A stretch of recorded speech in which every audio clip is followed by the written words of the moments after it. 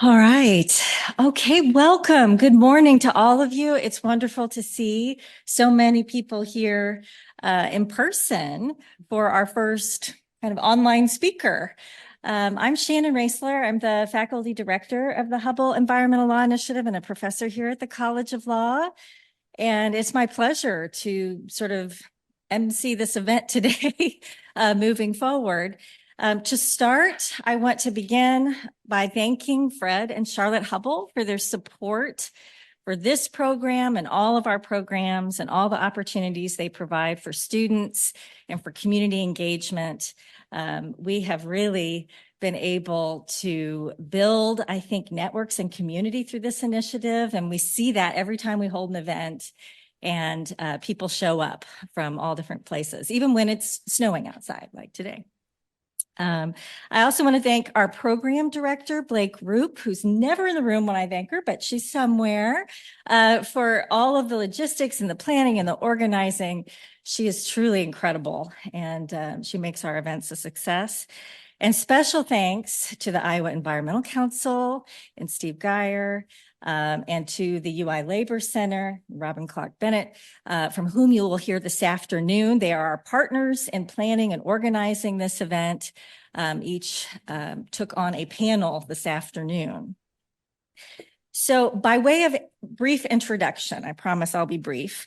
We are here today to talk about the most significant climate legislation the United States has passed to date, about 18 months ago. Though it's called the Inflation Reduction Act, you won't hear much today about inflation.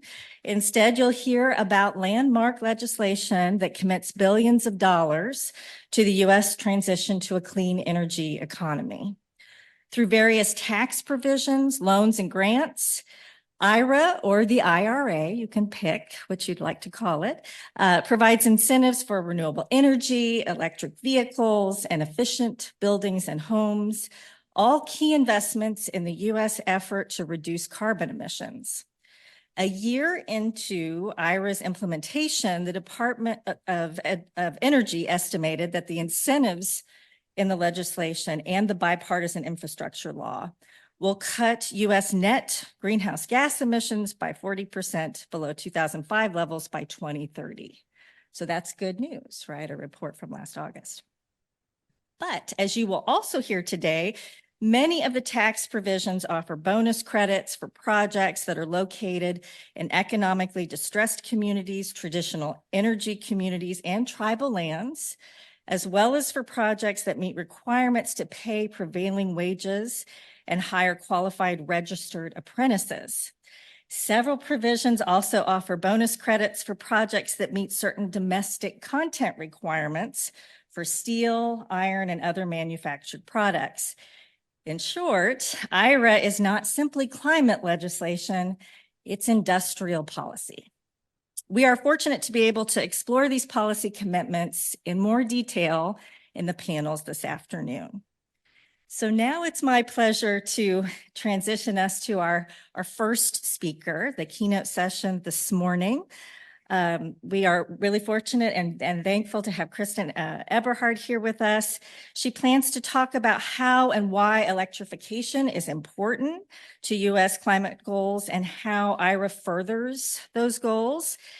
States have an important role to play in this, especially with respect to the rebates to individuals who make home improvements toward energy efficiency and electrification.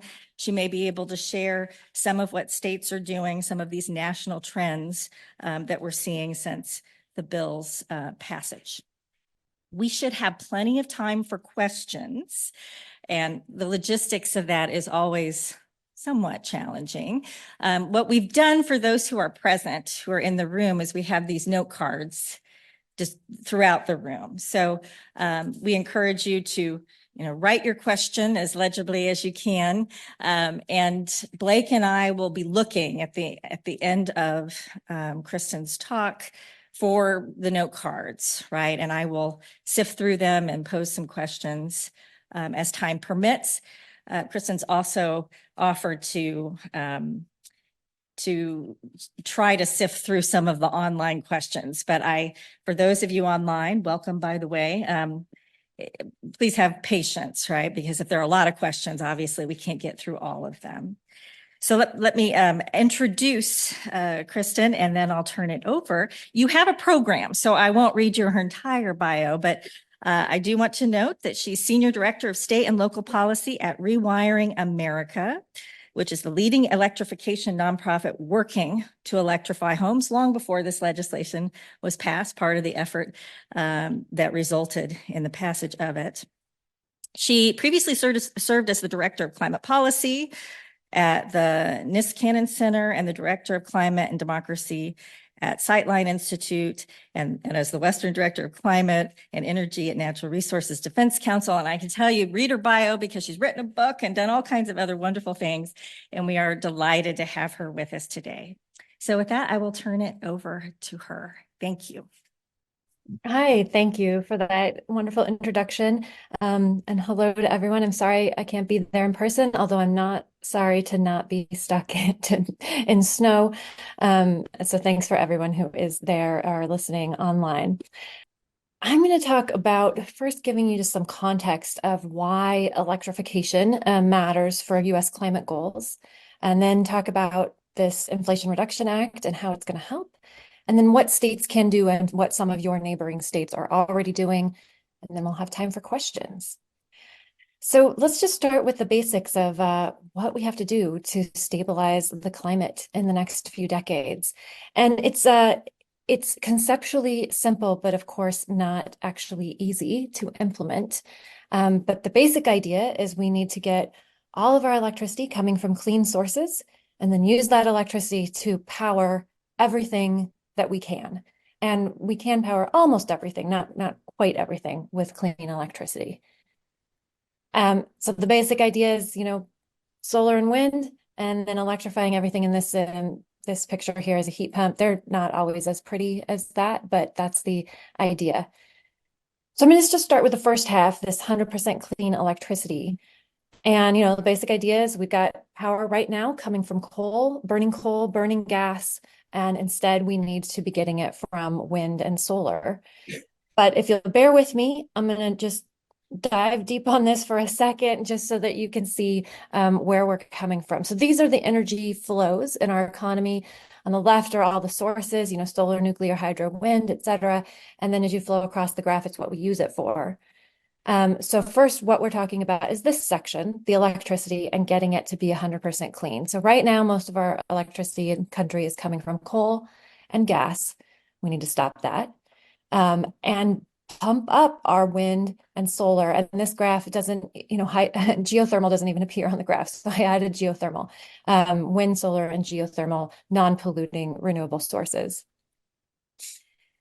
And so once we're working on that half, making sure our electricity is clean. And then the other part of the equation is electrifying everything that we can. So that means taking these things that are burning fossil fuels in our homes and converting them to something that uses electricity in our homes.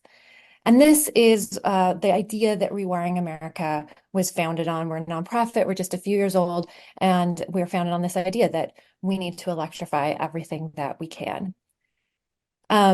And this came from the, information that 42% of our energy-related emissions are from decisions that we make around the kitchen table. So that means that we're operating these little fossil fuel power plants in our homes. It's the cars we drive, how we heat our air, how we cook our food, how we dry our clothes.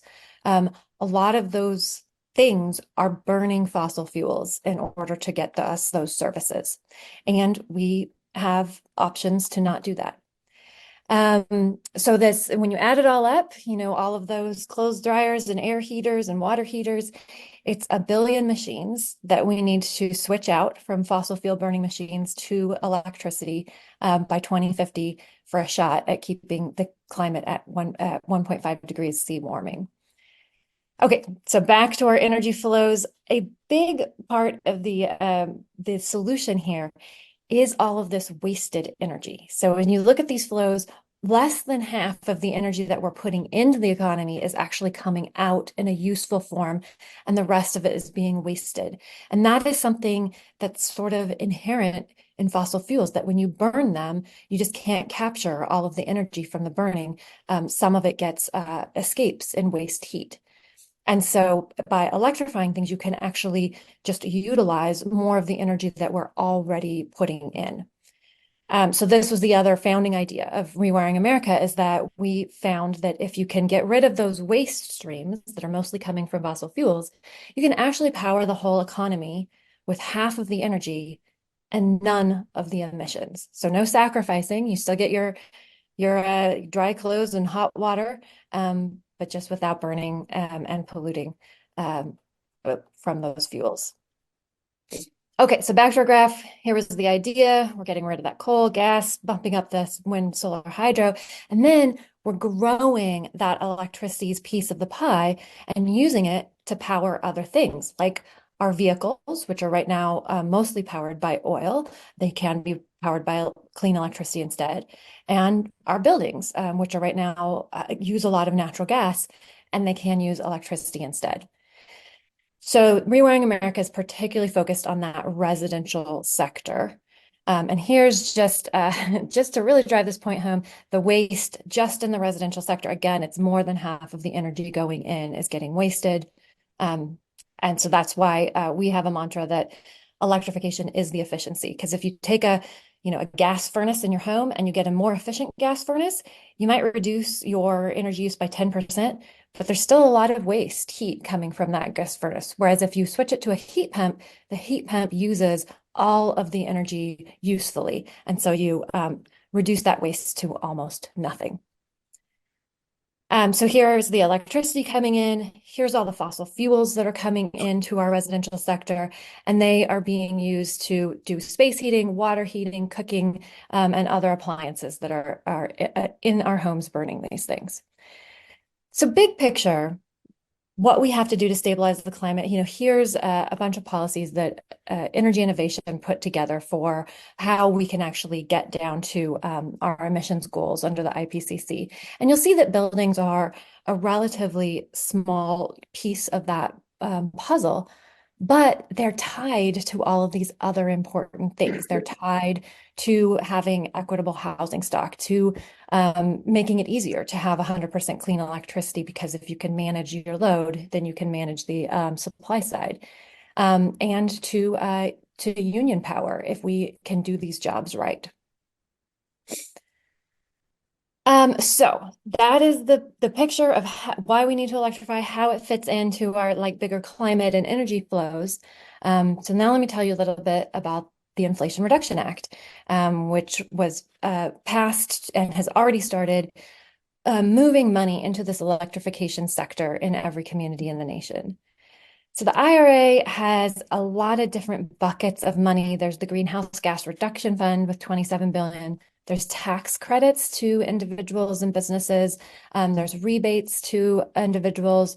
There's community block grants. So there's a lot of stuff going on to sort of push both households, commercial building owners, and manufacturers of these equipment to really start to up the game in the United States and electrify and also create jobs while doing it.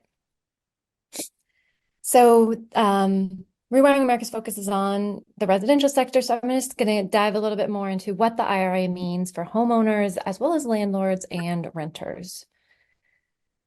So the first big chunk is there's all these tax credits. There's tax credits for your heat pump, your water heater, weatherization, for solar on your roof, for buying an EV, for getting an EV charger. And those tax credits are all available right now to anybody who has a tax liability. And they are uncapped. So the more people who utilize these, the more money will flow into the economy. So anybody who wants, who has a tax liability can go and get 30% off their heat pump if that's something that they're able to do. They can get 30% off their solar and storage battery systems. So anybody who is thinking of buying a new car, or thinking their furnace is about to go out, tell them about this, because these are uncapped. So the more the merrier. And then down at the bottom there's the rebates. Those are not available yet. So I'm going to talk a little bit more about those. Home energy rebates, they will, depending on the state, they'll be rolling out in states either later this year or next year. And there's two types of rebates. So One is the electrification and appliance rebates. So these are for, your heat pump water heater, cooktop, clothes dryer, and then for any wiring upgrades that you need in order to, make that work. And also for weatherization to make sure that your heat pump is, not heating any more than it needs to because of a leaky house. And there's $4.5 billion in these rebates in the next decade. And these are all aimed at low and moderate income homeowners. So if you're low income, it'll cover 100% of the project cost up to the maximum rebate is $14,000. And if you're moderate income, it'll cover 50% of the cost. The other bucket of rebates is efficiency rebates. So this is more about making your home more efficient, and it is the amount of the rebate is based on the savings. So if you do a whole project and it reduces your household's energy use by 20%, then you can get $2,000 or 50% of the project cost. And so these rebates also can be used for heat pumps. So they're more aimed at like weatherization, retrofits, but you can also use it for heat pumps, and you can put these two programs together to do a whole house project. And again, these are open to any income, but the incentive is more for lower income households. And this is just to give you kind of a sense of how much money we're talking about here between these two rebate programs. Iowa will get 121 million. So it's not going to fix everything, but it is a nice chunk of change.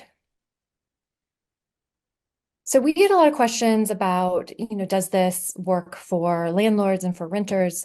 And in fact, for both of those rebate programs, 10% of the money has to be set aside for low-income multifamily buildings. And then there's additional tax credits and tax deductions. So there's a commercial building tax deduction, a developer home credit, and low-income communities bonus credits, where you can up the amount that you get if you're doing it in a low-income community. So this is not only for homeowners. It is definitely is aimed at helping increase the building stock and at getting more resources directed at low-income renters and owners. And then as a renter, the main thing that you can do is really talk to your landlord about the fact that these are available and that, there's a set aside for multifamily buildings. And you can use it on certain things that you can bring with you. There's also, the EV credits, and the one of the things that the IRA did was make the EV tax credit available for used electric vehicles, which was not previously true. So you can buy a lower cost used electric vehicle and get a tax credit off of it. And then one of the kind of simplest things you can do, and there's not a credit for this, but you can get an induction hot plate that you can just put on your countertop if you don't want to be using your gas stove that is emitting pollution into your home. So I mentioned that these rebates are not available yet, but that they are rolling out later this year or perhaps in 2025. So this is kind of where states are with that timing of the rollout. So far, 4 states, the brightest yellow states, have applied and are on track to get those rebates out the door to customers soon this year.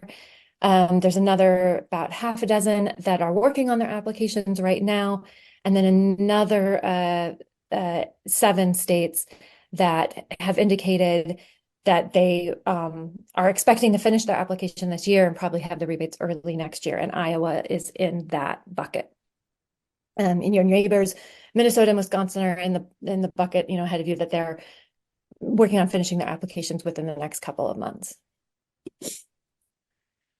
Okay, so I mentioned, our focus at Rewiring America is on the residential sector, but the IRA has a lot of things also for cities, schools, and communities. So one of the biggest innovations or advancements in the IRA was this idea of direct pay. So public public utilities, local governments don't have a tax liability. And so previously they have never been able to take advantage of any of these tax credits.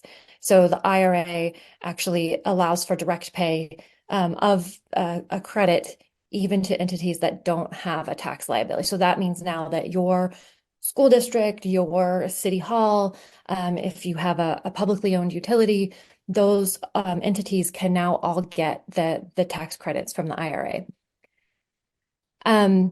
There's also a lot of like assistance, money to help a local government agency do a thing that they might want to do, but just haven't, they haven't had the staffing or the capacity to do it.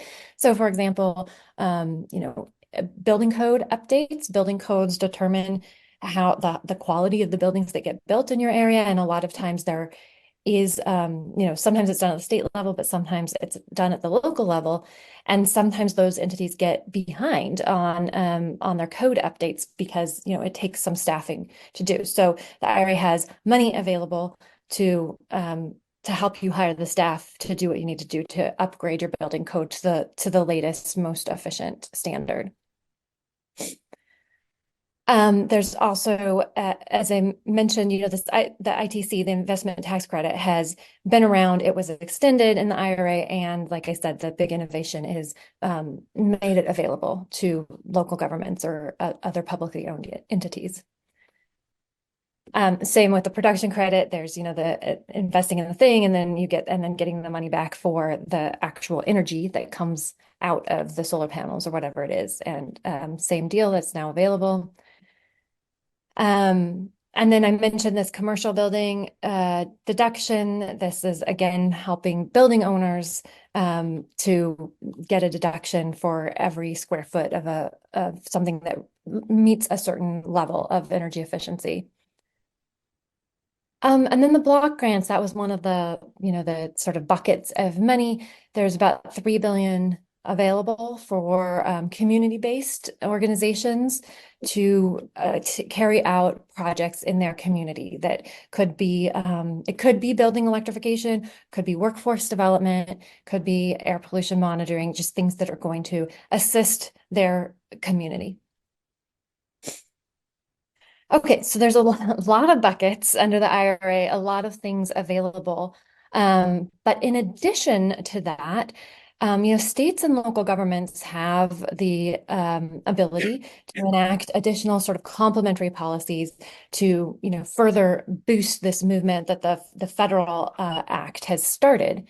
So here's just some like broad categories of things that state and local governments can do. So I think of them as like intentions, setting a goal. So saying we have a goal of reducing greenhouse gas emissions reductions by this much, or we have a goal of installing this many heat pumps, or, we're just going to tell our public utility commission that they should consider climate goals. So those are all sort of just setting out the intention that this is a thing that we care about without necessarily having the teeth yet.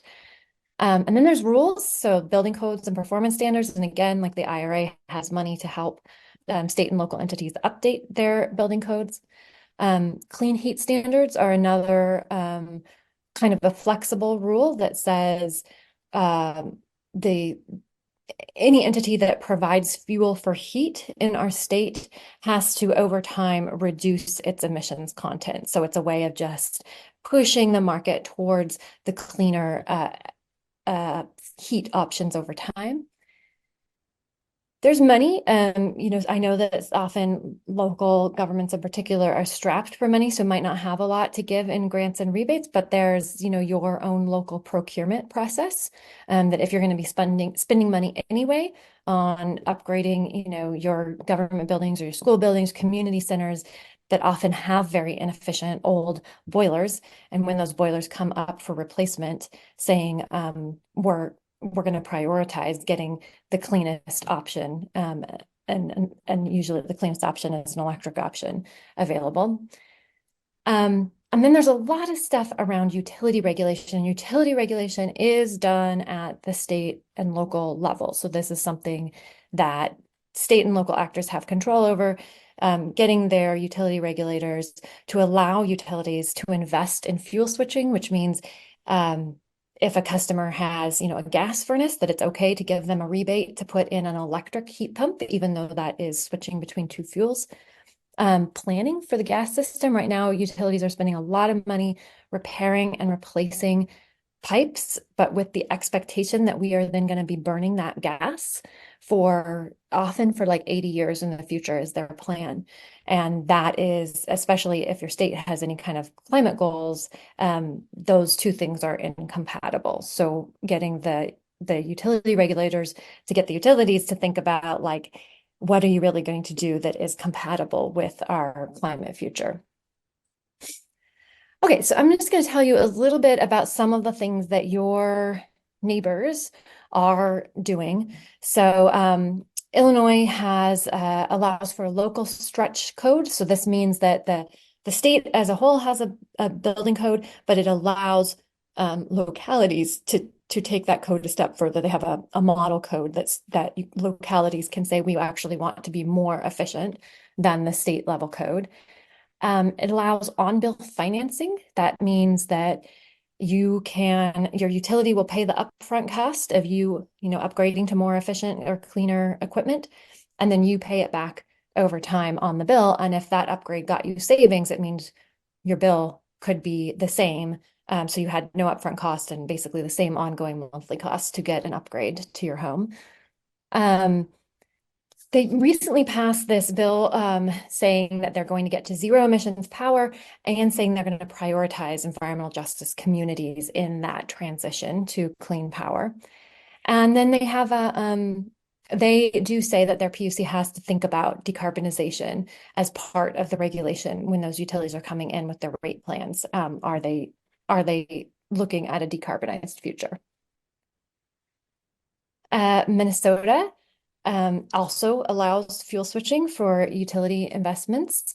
And then they recently created this heat pump coalition that is working with utilities, manufacturers, and contractors are all working together to increase heat pump adoption in the state. And they have a utility planning process to think about how gas fits in to the utility future. Michigan, they are running an all-electric new homes pilot. It's a small pilot, but it's, hoping to show what it actually looks like to get these all-electric homes and to help train the contractors who do the pilot so that then they are all trained to go out and do other homes.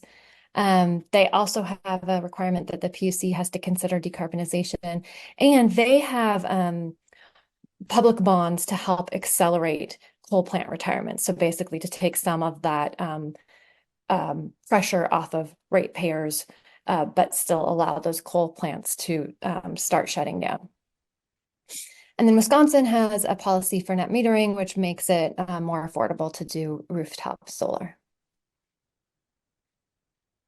So if you want to know more about what state and local leaders, like what's within their power to do, we have a whole menu of options. So if you think, well, grants aren't an option for us, but like maybe adopting the local stretch code could be, I'd be happy to send this to you and to talk more. We have one for the local level of government and one for state level things that you can do.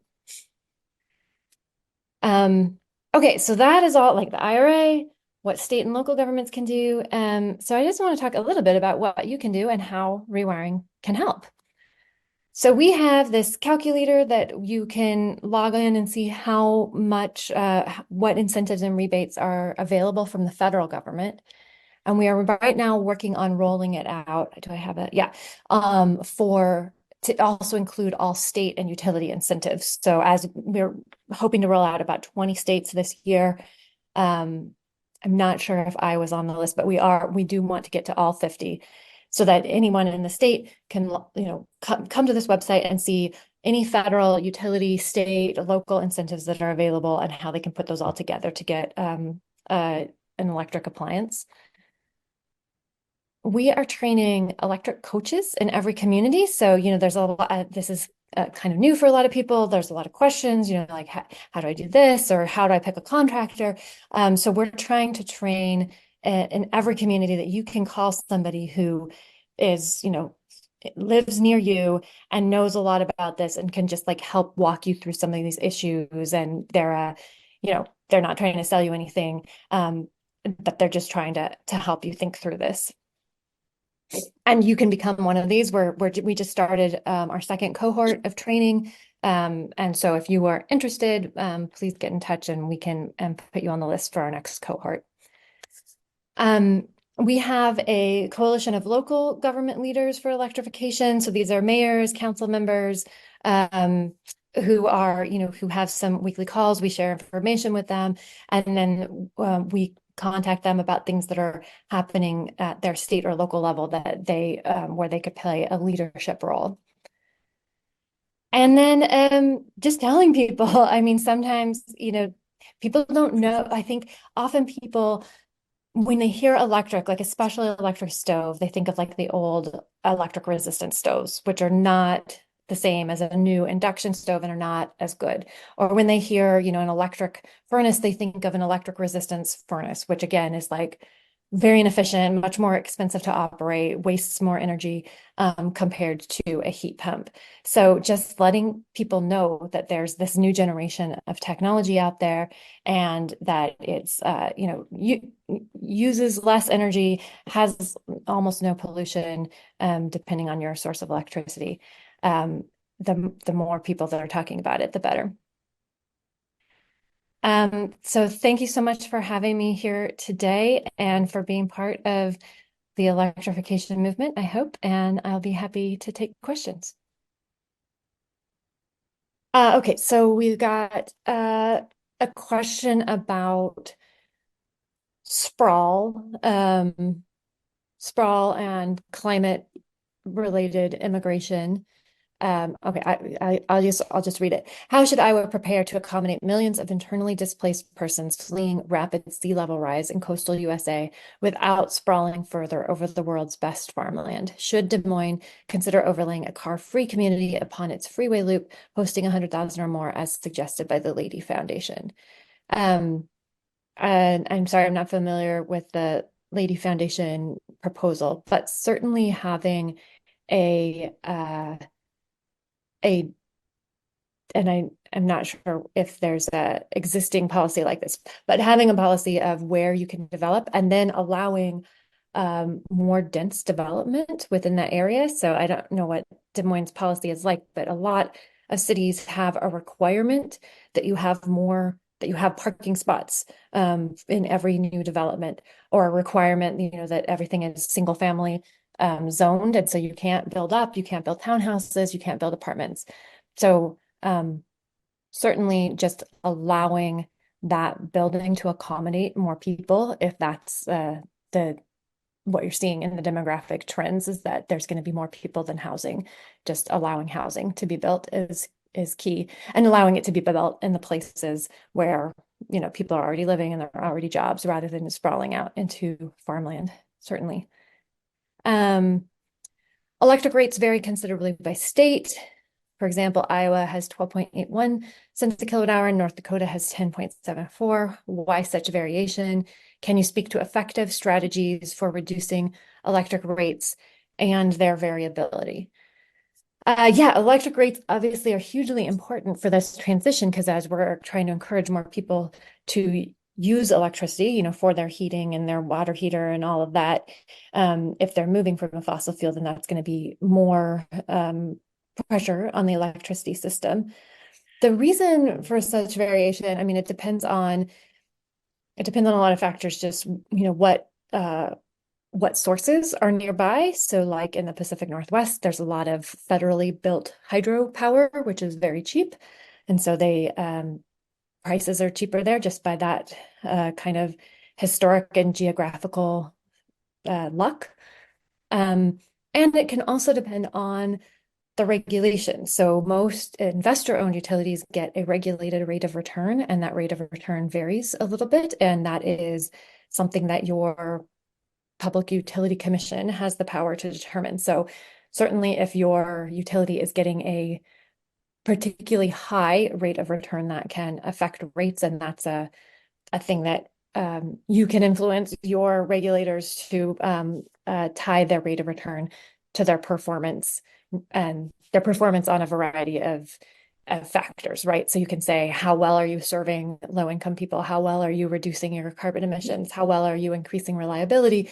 And your rate of return is tied to those things rather than to just how much you build, which is how it is for most places now.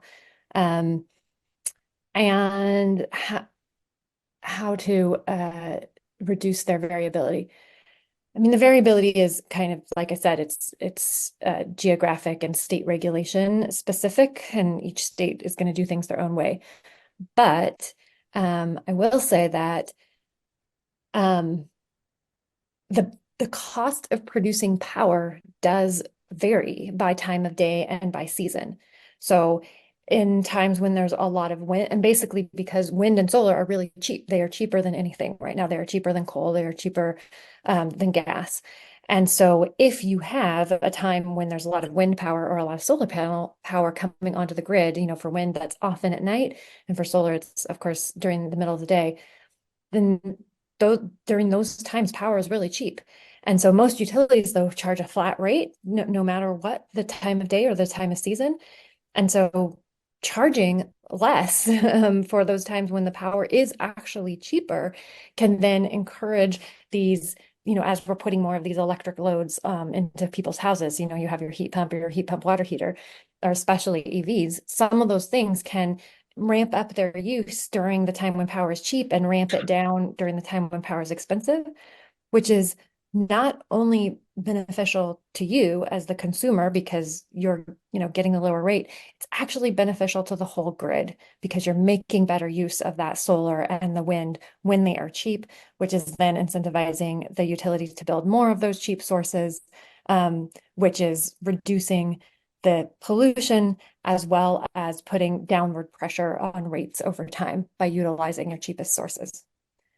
Thank you. I'm going to jump in, Kristin. Thank you Yeah. for that. And it's very hard to be a speaker and sift through questions. I'm going to try to take on this job today for Kristin and then for our moderators. And right now I can see kind of groups of questions. One really easy one: can we get these slides? And the answer is yes. As long as you are okay with that, we can make them available on the HEEHR website. Is that okay with you, Kristin? Yes. So yeah, so people are very interested in that.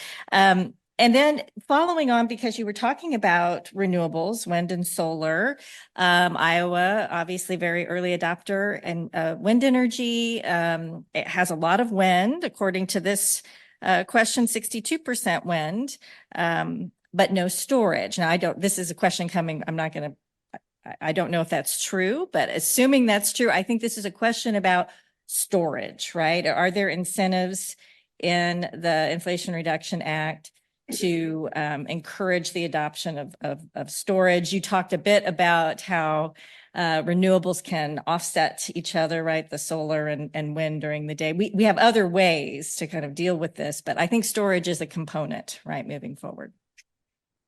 Yes, and there are the tax credits are available for battery storage as well.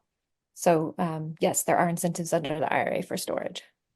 And then this is a great question, I think. And there are some questions, by the way, I'm going to hold for the state panel, the IEC panel, that I think we can address this afternoon too.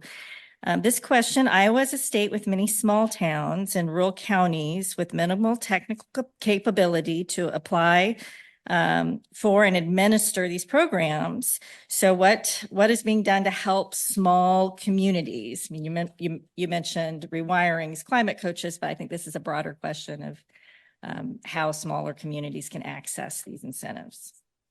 Yeah, and I'm sorry, is it for like residents in smaller communities or the like public, the city or the school district in a smaller community? The question seems to note the community level, right? So counties and smaller towns. Yeah, so let's go with that first. And then if you want to say something about rural communities in general, I mean, there are incentives, right, in the Inflation Reduction Act that actually might target these communities. Yeah. So for the rebates, one of the, that it's taking, some people are concerned that it's taking states a long time, but one of the reasons are that there's a lot of requirements on the states. And one of the requirements is that they come up with a community benefits plan so that they have a plan for how they are going to reach out, especially to those lower income communities within the state, how they're going to partner with the local entity as well as with community-based organizations in those places in order to, make sure that they are reaching every corner of the state with the rebates. And then there's also under the IRA, like 20% of the money from the rebates is allowed to be used for administrative funds. And so some of those administrative funds can also be used to pay local partners, right? So to pay a local government or a local community-based organization to help with the outreach and the penetration of those programs in those communities. So I think there's a set of questions around, I'm going to kind of group them together around the electrical appliances, right? So we can't assume everyone understands the virtues of the induction stove or the heat pump. And I think if you don't mind talking a bit, you touched on it in the talk, but I think people might want to know a little bit more about the kinds of things they could do in their homes, and what those technologies really are. Because one question, for example, is it's 27 degrees Fahrenheit today in Iowa City. Are heat pumps realistic in the residential sector in Iowa? Right. Yes. Okay. So this is I think a question that a lot of people have because perhaps there was an older generation of heat pumps that could not handle very cold weather, but this new generation can handle sub-zero temperatures. And in addition, there's an option to leave in place your existing furnace if so that it can kick in on, the coldest day of the year to supplement the heat pump. But there are definitely heat pumps that can handle temperatures. And some of there is a question of cost. Like if you want to handle the most sub-zero temperatures, you can get a heat pump that will do it. There's been tests in Maine as well as in, Northern Europe where it's very cold, that there are models that can handle everything, but they're more expensive. So you can get a less expensive model that can handle, all the way down to, I think it's like -15, and then have an additional backup that can kick in to give that extra boost when it's, -25. And you wanted to know also just like generally about what the technologies are. Yeah, so there's the main things are for your air conditioning and heating needs is a heat pump. And I think this is like heat pump, the terminology is unfortunate because it's really a two-way air conditioner. It's, it works very similar to an air conditioner, but it goes both ways. It heats and cools. So for your HVAC needs, there's the heat pump. For your hot water needs, there's a hot water heat pump. And then for the stove, there's an induction stove, which is, it's not the old electric resistance. It's a magnetic transference. And so it heats up really fast and you have very good control over the temperatures. And then the final thing in your home is your dryer, which often dryers are run on gas, and there is a heat pump dryer option. And then of course your vehicle, if you have a vehicle, switching that out for an electric vehicle. One follow-up, you might say, you mentioned this briefly in your talk. You noted that gas stoves emit pollutants. Not everybody understands that. People are quite fond of their gas stoves, right? That's why she keeps saying induction stoves aren't aren't like the old electric, right? They're supposed to be more like natural gas. But maybe you could elaborate on that, some of the costs that we really don't fully understand to natural gas stoves, other than emissions, obviously, carbon emissions. Yeah, so the gas stove, gas stove, you're burning gas inside your house, and so there's a reaction that releases pollutants into your home.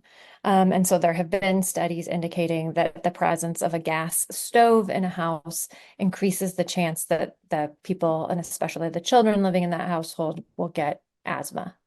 Um, so there's the greenhouse gas emissions, but there's also just a local air pollutant that is getting released into your home.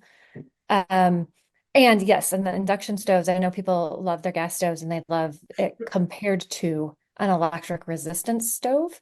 And certainly the experience of cooking on a electric resistance versus a gas stove, gas stove is definitely superior, but an induction stove is even superior to that. So we do have a bunch of professional chefs, who were maybe at first resistant to the idea. They loved their gas stove, but once they tried induction, they're now big big fans, and go around proselytizing for induction stoves because, and the thing that they talk about, if you're a professional chef, is that when they're running a kitchen, they know if they turn the induction stove to 5, that it's always going to be the same cooking experience no matter what. Whereas on the gas stove, they would be telling somebody in their kitchen, well, turn it to medium, and the results would be a little bit variable. So the induction stove, it heats up very fast. It has minute levels of control if you're really a chef, and it's very easy to clean. It's just a flat surface that's like easy to clean. And I have young kids at home, and I like that the surface itself is not hot. It transfers the heat directly into your pot, so your pot is hot. But once you take the pot off the stove, the top is not hot, and the top also cannot heat up if there's not a pot on there. So I have my kids in the kitchen cooking with me because I don't worry about them, accidentally touching the burner or accidentally turning the burner on when I'm not around, or there's, they can't, because the induction only works with the pot. I have to say, as a personal note, I think induction stoves are pretty cool myself. Having used one, and I look forward to making this transition. Now, as someone in Iowa who's eager to do this, I appreciate this question. When can we start? What do we do, right? And we know you told us that Iowa's kind of on track for next year with the rebates, but maybe some discussion of the tax credits versus the rebates will help people kind of see where they might fall, and think about what they should do next. Yeah, the tax credits are available right now. So if you are somebody with a tax that you pay taxes at the end of the year, you can get 30% off the purchase of any of these things that we were talking about. So you can go to, so we actually have with a calculator that tells you about, the tax credits and all of the federal incentives. And we also now have a personal electrification planner. So if you're like ready to go, you're like, I want to do this, go to our electrification planner, rewiringamerica.org. And it will walk you through. If you tell it like, I'm ready to get a heat pump, or I'm ready to get an induction stove, it'll walk you through, just, tell you more about the benefits, what you're going to get with this, and then help you figure out like, do you need any preparation to get it? Like, do you need any wiring upgrade? It'll help you look at your panel, and figure out like what kind of questions you could ask a contractor, how to find a contractor, and of course, how to get what you need to do to pick the right model to get the federal tax credit. And like I said, we don't have it yet for Iowa, but we will eventually have, if your utility offers any kind of incentives, or if your local government offers any kind of incentives, we'll have that on there too. But right now it's the tax credits it'll tell you what to do to get those. We may have an opportunity to talk a bit more about this too this afternoon in the context of labor, right? Because a lot of this is falling on the contractors to track, and it's quite complicated, right? So we can pick up on this discussion, I think, later on today. There's kind of an interesting political question here about it's true. The Inflation Reduction Act it's the carrot approach rather than the stick, right? It's about infusing money into the economy and incentivizing this transition. And it depends then on revenue. So in your work for rewiring, do you hear, I mean, this is why, won't taxpayers object? I think we might reframe that question in an election year to what is rewiring doing to think about, we've seen it be a kind of a hot button issue, right, in Congress. Are you worried? Are you anxious that some of these things could be on the chopping block, or do we feel like they're establishing themselves in the economy in a way that will be hard to roll back? Yeah, I think there's sort of two ways to think about that. One is just the logistics, which is a lot of this money is already out the door, right? So it's not coming back. Even the rebates, which are not out the door yet, that money has already been appropriated, and as states apply, the contracts will get signed, and so that money will be, would be difficult, if not impossible, to claw back. So there's sort of just like a logistical question. And then I think the other question is the political question of, is this going to create blowback? Are people going to, be mad about this? And there, I think, the really interesting political dynamic of this electrification is that a lot of the benefits are going to redder states. So, I mean, I'm, rewiring is mostly focused on the residential sector, but under the IRA, there's also a lot of money for manufacturing, a lot of money for hydrogen hubs, for industry.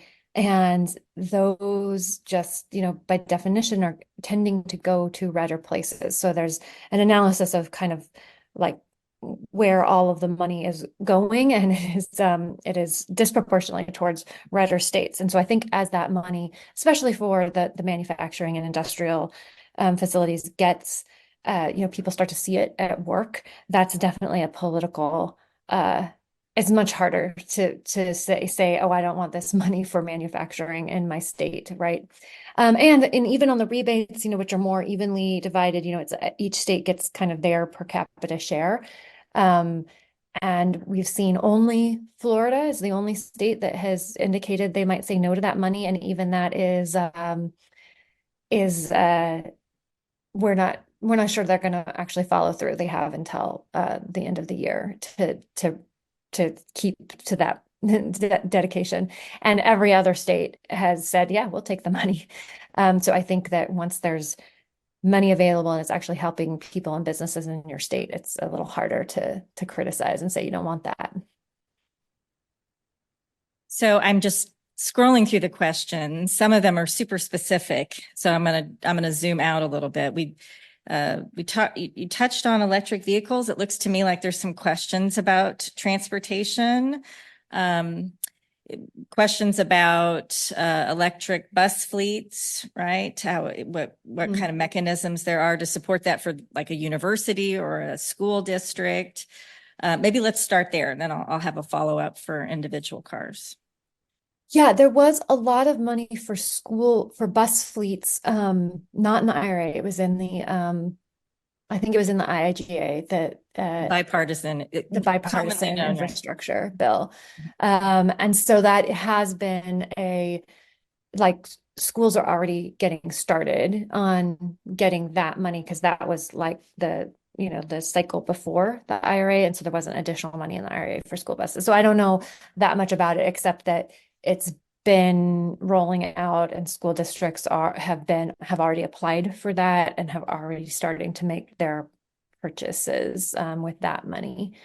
And I think you said vehicles. Yeah, so just the electric vehicle, it's a tax credit up to $7,500 for a new vehicle, $4,000 for a used electric vehicle. And there are requirements around that the vehicles be that they and their parts be manufactured and sourced in the United States. So not all electric vehicles are eligible depending on where they're made and where their parts are sourced from. So I'm going to follow on that. There's a question in online. I want an electric vehicle. I don't feel like I can afford it. And there are recent analyses that suggest it's still quite unaffordable for people. I'm curious to know, what Rewiring thinks about this moving forward. I mean, costs are coming down, but are they coming down more, quick enough? And how can we help people? It's the $7,000 tax credit may not be enough, right? To help people afford them. Yeah, and definitely the upfront cost for a new vehicle is, for an equivalent new vehicle is a little bit more for an EV, but there are a lot of very affordable models. There's, especially if you're looking for used. So Bolts and Leafs are used models are very competitive with equivalent used models, and then you can get that additional 4,000. What we've found is more that the charging options can be an equity issue. That if you don't live, in a place where you have a parking spot that you can, have a charger at home, it can be more difficult to, keep that vehicle charged up. It's most convenient if you can charge it either at home or at work so that you have like a reliable place to charge it every day. And so there's, often apartment buildings, you might not have a parking spot at all, or you might not have a reserve spot. And so getting charging into multifamily buildings is something that a couple other groups are working on and that we're very supportive of, to make sure that, if you are able to get your used Leaf with that $4,000 tax credit for an affordable amount of money, but now, you need to also be able to charge it to drive it. Isn't it at point of sale? Some of those electric car rebates and tax credits are at point of sale, so you don't have to wait for the next tax year. Mm-hmm. Is that correct? Can you hear that, Kristin? Yeah, I did. And yes, thank you. Thank you for mentioning that. Yes, that was another thing that the IRA did is say that needs to be on the hood, right? Like you get that off immediately, and then it's the dealership that's applying to get the money back from the federal government. So you don't have to come up with the money and then wait until your taxes to get it back. So yeah, it's on the hood. And similarly, the rebates, which are rolling out later this year, are point of sale. So as the customer, you don't pay the full cost and then wait to get it back. You pay the discounted cost up front, and then the distributor is the one who has to, get it back. Okay, I think there are a set of questions. This might be asking too much because they're pretty Iowa specific. So maybe this afternoon we'll have some thoughts on it. But people are very interested in how we can change attitudes in Iowa about heat pumps. So I'm hearing maybe that there's some sentiment that they don't work here, or that they won't work in our homes. I have to say, I recently had this experience myself with a contractor. So maybe the question is, is rewiring, you mentioned that you can go on the website and you can look for contractors. Are there resources out there for contractors that we can be connecting them to here in Iowa before we really get started right at the state level? Yeah.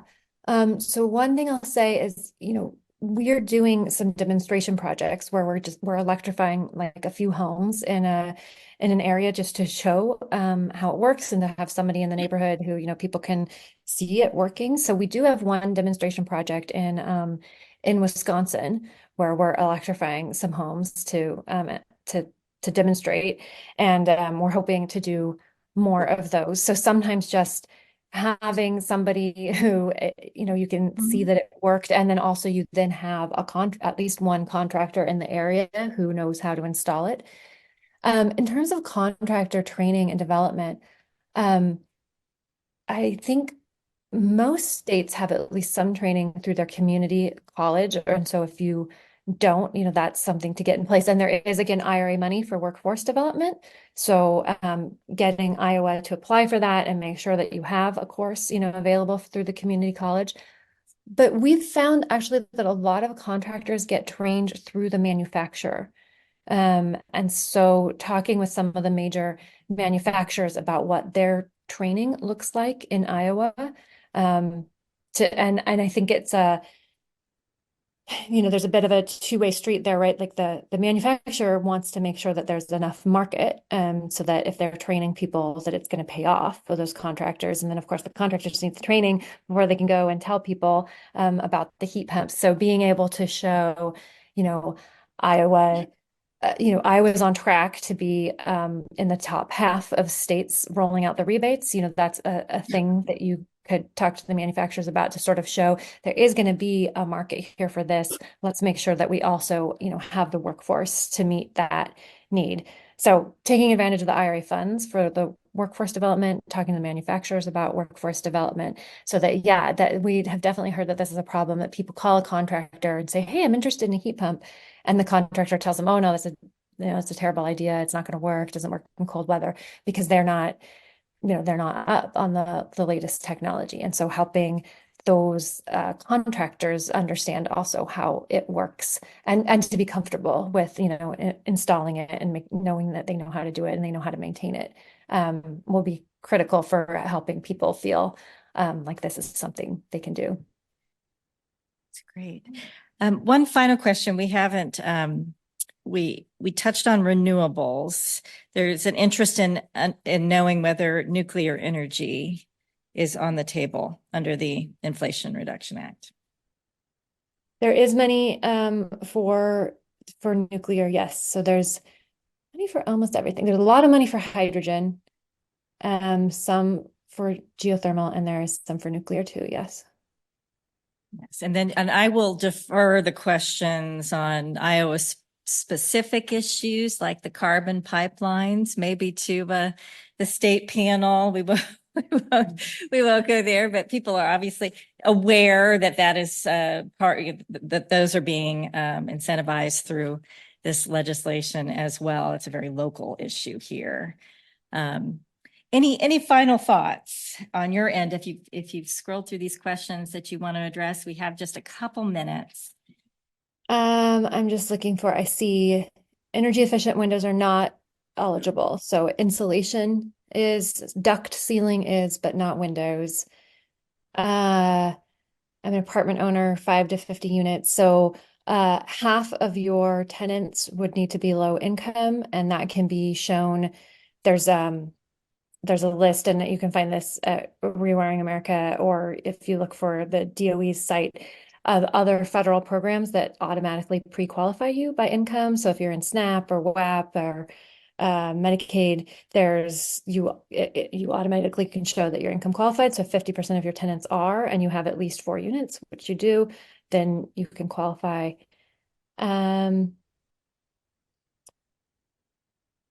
I think just the final thing is I hear the questions about, do heat pumps really work here? And I think that gaining that confidence and having more people, so like having more of our electric coaches in Iowa who you can call, who can say that I live here and I put one in and it works, or having these demonstration projects that we're doing, and having more contractors who are familiar and confident. That's the momentum that we need to start to build, so that people feel like this can work here. I know people for whom it works, and I feel confident trying to go out and do this. In addition to, obviously there's the money on the table, but people need to feel like this is something that they want to get that money for. So certainly stay, if you have more questions about that, and we are working with contractors to figure out how we can help them market this or talk about it, because often contractors, even if they are sold on the heat pumps, they're not always sure like what's the best way to talk to people, customers, about it. So we're working on that too. So if there's If any of you want to be an electric coach or get in touch with our network of contractors, we are here to help. Well, I think that's a good place to end. Thank you so much for your presentation and for being willing to answer questions.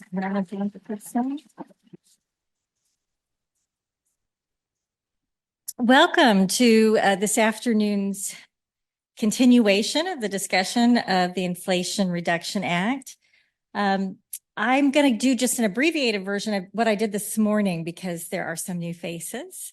So I'm going to thank once again Fred and Charlotte Hubbell for their support for this event and for all of our environmental programming and all the work we're able to do through the Hubbell Environmental Law Initiative. And our partners for this afternoon, the IEC and the Labor Center. I will introduce our first panel in a moment. For those of you who are just joining us, we're here today to talk about the most significant climate legislation passed in our history about 18 months ago. The incentives in this legislation are designed to transition us to a clean energy economy, but they are much more than that, right? And today's panels are going to focus on some of the elements of the IRA or IRA that really are a matter of industrial policy, right? That target issues of environmental justice and labor. A lot of the bonus credits under the tax provisions, for example, give bonuses to projects that are located in economically distressed communities, traditional energy communities, and tribal lands. Bonus credits are available for projects that pay the prevailing wage and hire qualified registered apprentices. That's our second panel this afternoon. And several provisions offer bonus credits for projects that meet certain domestic content requirements. So these really are issues of industrial policy. So we are fortunate to be able to dig into those issues this afternoon. And it's my pleasure to introduce the moderator of our first panel, who will then introduce the other panelists. We do have one panelist who couldn't be here live, so we're going to try to do the hybrid thing, which I'm sure will just go smoothly without a hitch. Haha, right. So we will deal with that. She's the second presenter, I think, when we get there. But so let me, it's my pleasure to introduce Steve Geyer, the moderator, Energy Policy Counsel at Iowa Environmental Council. Years of experience. I mean, I can talk to Steve for hours about energy policy. And I mean, he's an encyclopedia on the topic, especially when it comes to Iowa. Since 2008, Steve has owned and led GWA International, a solar installation company based in Altoona that has designed and installed solar systems on the federal courthouse in Cedar Rapids, Iowa DNR facilities, and homes and businesses. He is a graduate of Iowa Law and has a BA in physics from the University of Northern Iowa.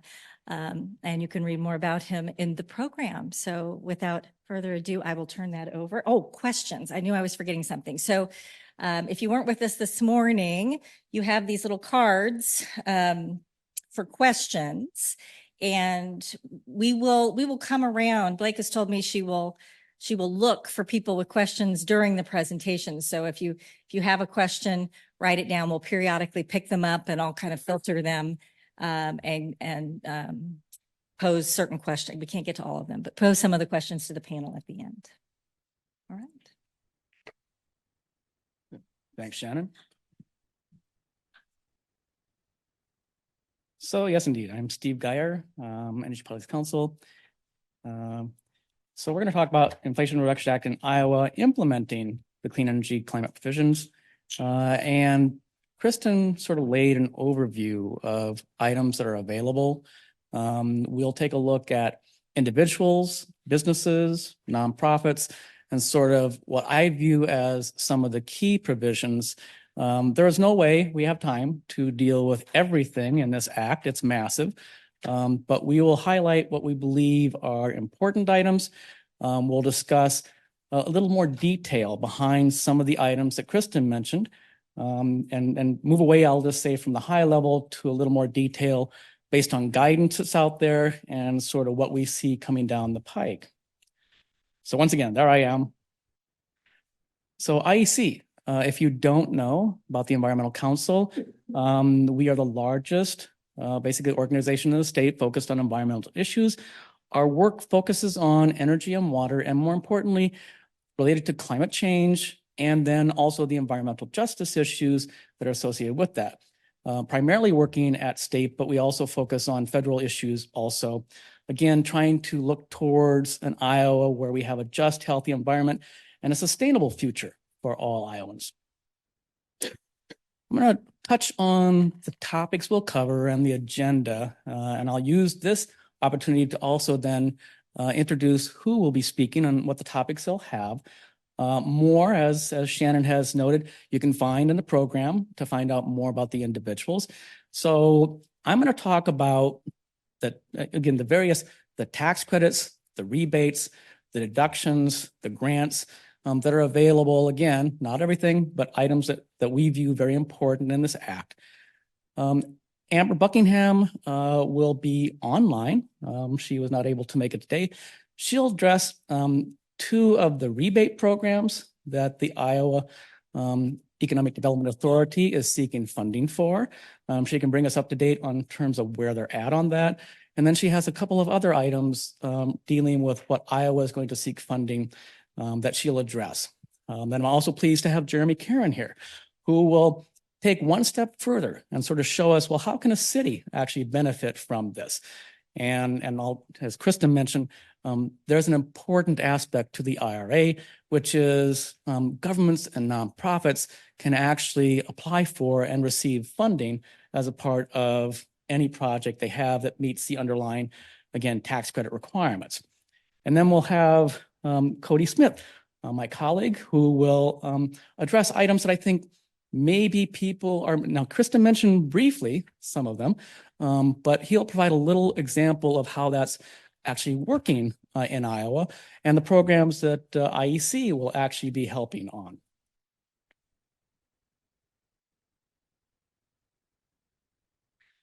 So I'm going to start out by, some of you maybe have seen this before, but IEC put together an energy infrastructure funding hub. It is a website that I would encourage you to take a look at. It has not only, again, what we deem as being the important elements out of this act that most Iowans basically can avail themselves of, but it will also have helpful information. One of the things that you'll notice in my presentation, I find the code to be extremely cumbersome to try and actually interpret what they really mean. So I've tried to, for instance, develop spreadsheets that will help you understand the way that the flow of the program actually intended to work. It'll give you, whether it's limitations, it'll give you sort of a way to march yourself through this and again, understand, am I even available? Now, Kristin has talked about the Rewire America. The thing that it does do, because you can enter that information, it'll kick back to you, but it doesn't step you through necessarily how they derive that. So the flowcharts help you sort of understand how it's derived.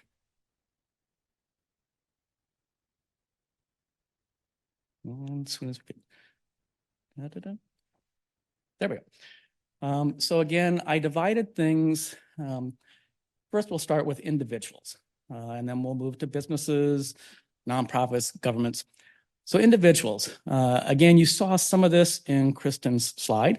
I won't talk too much about the 25D. It is a carryover from the previous tax credit that was available. It reestablished and put it back up at 30%. It's going to go through 2032. The thing that is not basically necessarily a given is the phase outs that occur in supposedly 2033, 2034. Again, a little detail that you have to basically pay attention to. That only occurs if by 2032, utility greenhouse gas emissions have declined 75% from 2022. If they don't, then the program actually continues. 25C, I'm going to address that. Again, there'll be a flow chart to help understand that. I'm not going to address the two rebate programs. Amber will help us understand those. And then the EV credits, basically both the new and the used. Again, I'll provide a little more detail than Kristin provided to sort of step you through that. So 25C, these are the energy efficiency and energy property tax credits. And so let's divide that into three separate items. And it's a summation of all of these. The great thing about this program, it's basically every single year. And so you can take advantage of this tax credit up to that limit. And there's two different things to look at in terms of the limit. The normal limit is $1,200 tax credit per year. And if you basically are looking at, for instance, a heat pump, then that actually has a separate one of $2,000. So theoretically, if you were doing a heat pump, you could be qualifying for a $3,200 tax credit for that particular tax year. Going back to dividing, so the energy audit. So you're entitled to a $150 tax credit if you have that audit performed in that year. By the way, a lot of these programs will likely require an audit. So it's giving you a credit for an audit that's going to be required. Then let's move to the energy efficiency credit. And so your typical items, so your insulation, your ceiling, and by the way, your exterior windows are by code in there up to $600 and exterior doors. So again, up to $250 per door, $500 total. When you sort of in your head sort of go through, well, how is this going to work? I think that's a challenge. You know, am I going to only replace one window per year? I don't know. But that's sort of the challenge here. And then energy property. And so you have two different categories. So the one is your traditional. And by the way, this is 30% times the cost of these items. And you'll notice on the basically items where the labor either is included or is not included. So on the energy efficiency, the insulation, et cetera, you can't include the actual labor cost in that. However, on energy property, you can include the labor cost when you're taking your 30%. But as you probably notice, most of these items are going to cost quite a bit more than your allowable credit. So $600 for your basic energy property. And again, $2,000 if you're in the heat pump category. So you've got the heat pump water heater, and then the biomass stove. I won't claim to know a lot about where that's intended to apply, but it's available. So let's move on to, if I can. There we go. So let's look at the new electric vehicle tax credit. So again, a little more detail in terms of what this really means. And so what they decided in the legislation to do was focus on basically the minerals that go into the battery and then the components of the battery. And so each of those then qualifies individually if it meets the requirements of, US, North American made for $3,750. The only way you end up with $7,500 is you have to meet both of those, and then that adds to the $7,500. So for ease, since 2024 came along, and there really were not that many vehicles that actually met the requirement. By the way, I should point out these are income qualified, meaning in this case, income qualification means the maximum amount you can actually earn. And so it's a household income, it's adjusted gross income. And so for married filing joint, it's $300,000, it's $225,000 for head of household. And I believe, I forget what the exact number was, maybe $150,000 for single. If you make more than that, then you're not entitled to a credit. The other limitation, MSRP. So the manufactured suggested retail price is a bar.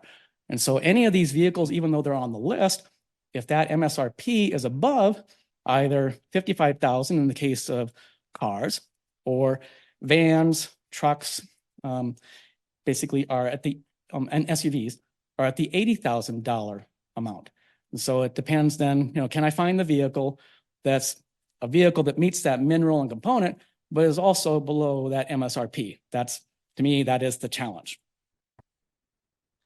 And then for ease, again, then these are the ones for 2024 that only met one of those requirements. And so you'll see, again, same MSRP limitations, but, and I couldn't find where it distinguished as to the manufacturer telling which one they actually met, but they only met one of them. So let's move to used vehicles. There we go. So I'll say, I am not going to show you all of these. There is a lot of them. But at the bottom of the slide, you can go to that website, and that will actually have a list of all the vehicles that actually qualify for this. Here are limitations. This vehicle has to be $25,000 or less. So even though I'll just say the comment was made, well, there's a lot of these, sure, but they can't be more than $25,000. The deal can only occur at a dealership. So, you can't have any private sales that meet this requirement. Part of that is because it's the dealer that it ends up having to file for this, and they have to have the actual VIN number, et cetera. The vehicle has to be at least 2 years old or older. So as this moves through time, that will shift, but it still has to be at least 2 years old. It can be much older than that, but it has to be at least 2. And it basically cannot have already been transferred to a qualified buyer previously. This is a one-time thing. So you can't basically have the vehicle transferred to one taxpayer, and then it can't basically be transferred to a second taxpayer. It's a one-time deal. The vehicle weight, that becomes important later on in terms of commercial version of this. But it's 14,000 pounds or less. I mean, that's pretty much the majority, if not all, of the vehicles that were on those lists before. It does apply to more than just basically EVs. So your fuel cell vehicles, your plug-in hybrids are also in this category. They just have to have basically 7 kilowatt hours battery capacity to meet the requirement. And, I found this an interesting limitation, but primarily for use in the US. So I guess I can't move my vehicle over to Europe and take advantage of this credit. And again, you have to be from a dealer and not secondhand from private sale or basically online. Whoops, was that one to me? Nope, that was it. So let's shift to businesses, governments, and nonprofits. I probably get more questions in this area than any other area. And as Kristin pointed out, this is new. This is something that, finally is allowing non-taxpaying entities to take advantage of these credits in a pretty novel way, where unlike, having to basically have tax liability, this will be a check directly from Treasury in respectively whatever the amount is actually going to be. So on this one, I'm just looking at the renewable energy tax credits. And so the 48 to 48E, the 45 to basically 45Y. What is that about? It really isn't that big of a deal. All they've done is 48 and 45 were already existing. It listed the technology. And so the only thing that occurs in 25 basically is it moves to what they're calling the technology neutral. So it's not going to list the technology. Frankly, it's not going to get rid of any. They'll still be there. It just has the ability to add maybe things that haven't been thought of yet and apply that tax credit to those items. And again, that same proviso I mentioned before in terms of if the power sector is not emitting 75% less, then this continues. There is no sunset listed. So, short of legislative action, that creates an interesting perpetual tax credit. Investment tax credit, again, 30%, similar to the individual aspect. The one thing I will point out, and I should mention, is at least in terms of the tax credits for both individuals and businesses as far as, let's just say, solar. The tax liabilities for these don't have to be just in 1 year. That credit can roll forward, at least as regards these renewable tax credits. There are some that will point out where it doesn't roll forward. And so you either can use it in the 1 year or you lose it. Production tax credit, that adjusts. I put in the numbers that actually show up in the code. So the code is, again, a continuation of what existed before, where it started out originally at 1.5 cents, and then it's been adjusted for inflation over time. And in fact, I'm pretty sure that it was already to 2.8 as of actually last year. And then with the inflationary pressures that we saw, I'm suspecting it actually is going to be even higher than that right now. That's a pretty good credit. That is for 10 years. And again, so for every kilowatt hour that is generated, let's just take the 2.8 cents. You're going to get basically a tax credit at 2.8 cents per kilowatt hour that you generate from any of those technologies. And then the clean vehicle. I did want to mention this because this is one of those examples where it does have a difference between then commercial or governments or businesses and the individual. In the individual case, this is an example where you're only available to use that tax credit originally. And that's a one-time thing. If you can't basically utilize it, it basically will not roll. This will roll. I'll just say sort of typical with business expenses. Often you're going to have the ability to roll forward. And so if I have a $40,000 tax credit and I only had $10,000 tax liability, I can roll that 30 forward until I can actually use it. The 7,500, basically, so those same vehicles that appeared in the individual, it's the exact same vehicles then that would apply in the commercial sector for the 7,500 because it's that same criteria of under 14,000. The only thing that this adds is then all others above that are entitled to the 40,000 tax credit. The previous question in terms of school buses, yes, there was an IIJA specifically towards school buses, but my suspicion is this could also be applied to school buses because it should meet the requirement of being a commercial vehicle, a government vehicle, etc. The bonuses. This also is something new. It is, I'll just say it's huge if you can take advantage of any of these. So the 10% bonus for energy communities, what is that? Well, it was defined as being a brownfield or a site, basically a fossil fuel community. Fossil fuel communities, what is that? So we don't have any of the one. The one is basically if you are a coal community, meaning you had a coal mine and you're able to demonstrate that your area basically has been, I'll just say, depressed economically because of that, you would qualify as then a fossil fuel community. For Iowa, this comes in because of our coal plants that have retired since 2009. And then I'll show you where that is, by the way. Then the 10% bonus for domestic content. I'll put in a little more detail on that. It is not straightforward. It is not easy. It clearly will place an onus on the manufacturer to help us understand, which of the products actually do meet the requirement and which do not.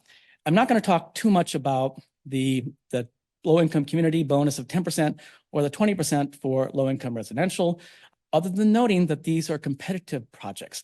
So you're bidding into these. It's not just a given that you can get that bonus. And there's a cap. Currently, the cap is 1.8 gigawatts per year, rated in, I believe, in this case, DC, that's available. It will move forward, but that's, again, these are competitively bid, and so you may or may not be able to take advantage of that. Energy communities. So let's take a look at these. So the colors make a difference. So the way the code is structured is it's going to identify the census tract where the plant was, and then any adjoining census tract, which is the lighter colored. The purple, by the way, coincidentally, is in Illinois. And that, in fact, is an area that was identified because of the impact of a coal mine or coal mining. Somehow they fell into that. But in Iowa, you'll notice some pretty large groupings of census tract and adjoining census tracts. Sometimes they spill over into the neighboring states, but these are all plants that closed. The most recent on this grouping is up in the northeast corner. That was a Lansing plant that just closed last year. But you'll notice that, for instance, Alameda County, I'm not looking at the Wisconsin portion, the Minnesota portion, which is also there, but just the Alameda County, the only portion not covered actually is Waukon. Everything else in Alameda County is actually an energy community. I'm not really familiar with, and nor do I know what the plant was in Wisconsin that's just down the road there, north of Dubuque. Dubuque has a very small dot that actually is a plant that closed. And similarly, as so there's Davenport, which was Riverside. There's Muscatine Power on there, 2 plants in the Cedar Rapids area. And then a pretty good chunk out around Sioux City, which was basically a couple of the Neil plants. And then Omaha, Council Bluffs was actually Walter Scott. So again, that is a 10% bonus if you end up with a project in one of those areas. So going back to the investment tax credit. So if I had 30% tax credit and I'm in this area, I automatically come in at 40%. Keep going. There we go. Domestic content. It's a nice bonus if I can meet it. So I have to certify to Secretary of Treasury that basically I am meeting the steel, the iron, and the manufactured product requirements as far as being produced in the United States. On the steel and iron, that's 100%. Now, the nice thing is that's only structural components. So this mainly will apply to things like your solar system will have potentially steel racking and probably steel piles or screws, one or the other. That has to be 100%. And then the complication comes in terms of this manufactured product category they created. So I have to account for each component in each manufactured product. And then we're going to have a adjusted percentage rule. So I'm going to have to be in 2020 up to 2025, 40% is the threshold, moving up to 55% after 2026. If I am basically below those numbers, then it is not going to meet domestic content. So I'm going to explain a little bit further, give an example of this. So let's just take that solar system. And what does that really mean? So here's the components of a solar system. So I have the racking, which is steel, iron. By the way, what appears to be a case where if it's not steel or iron, then, because I could have, for instance, aluminum, but it is not actually categorized. And so apparently it meets the requirement because it's not steel and iron. The piles, the ground screws, those will always be steel. They'll have to meet it. The interesting one was the rebar. So if I have concrete foundations, that rebar actually has to be 100% basically US. The structural is important. There are lots of little things that go into these, the screws, basically all the little items. Even if they're steel, that doesn't matter. It's just structural aspects that basically are going to qualify. The tracker is going to be a manufactured product. The module is a manufactured product, and the inverter is a manufactured product. And so let's look at an example of how, I'll just say this complicated system will work in terms of determining whether or not I am meeting that threshold. So here's a really simple system. It has 2 manufactured products. One's costing $100, one is costing $200. But then the first product has 2 components. The second basically has 3 components. But then I need to know the cost of each of those components and where it was actually manufactured.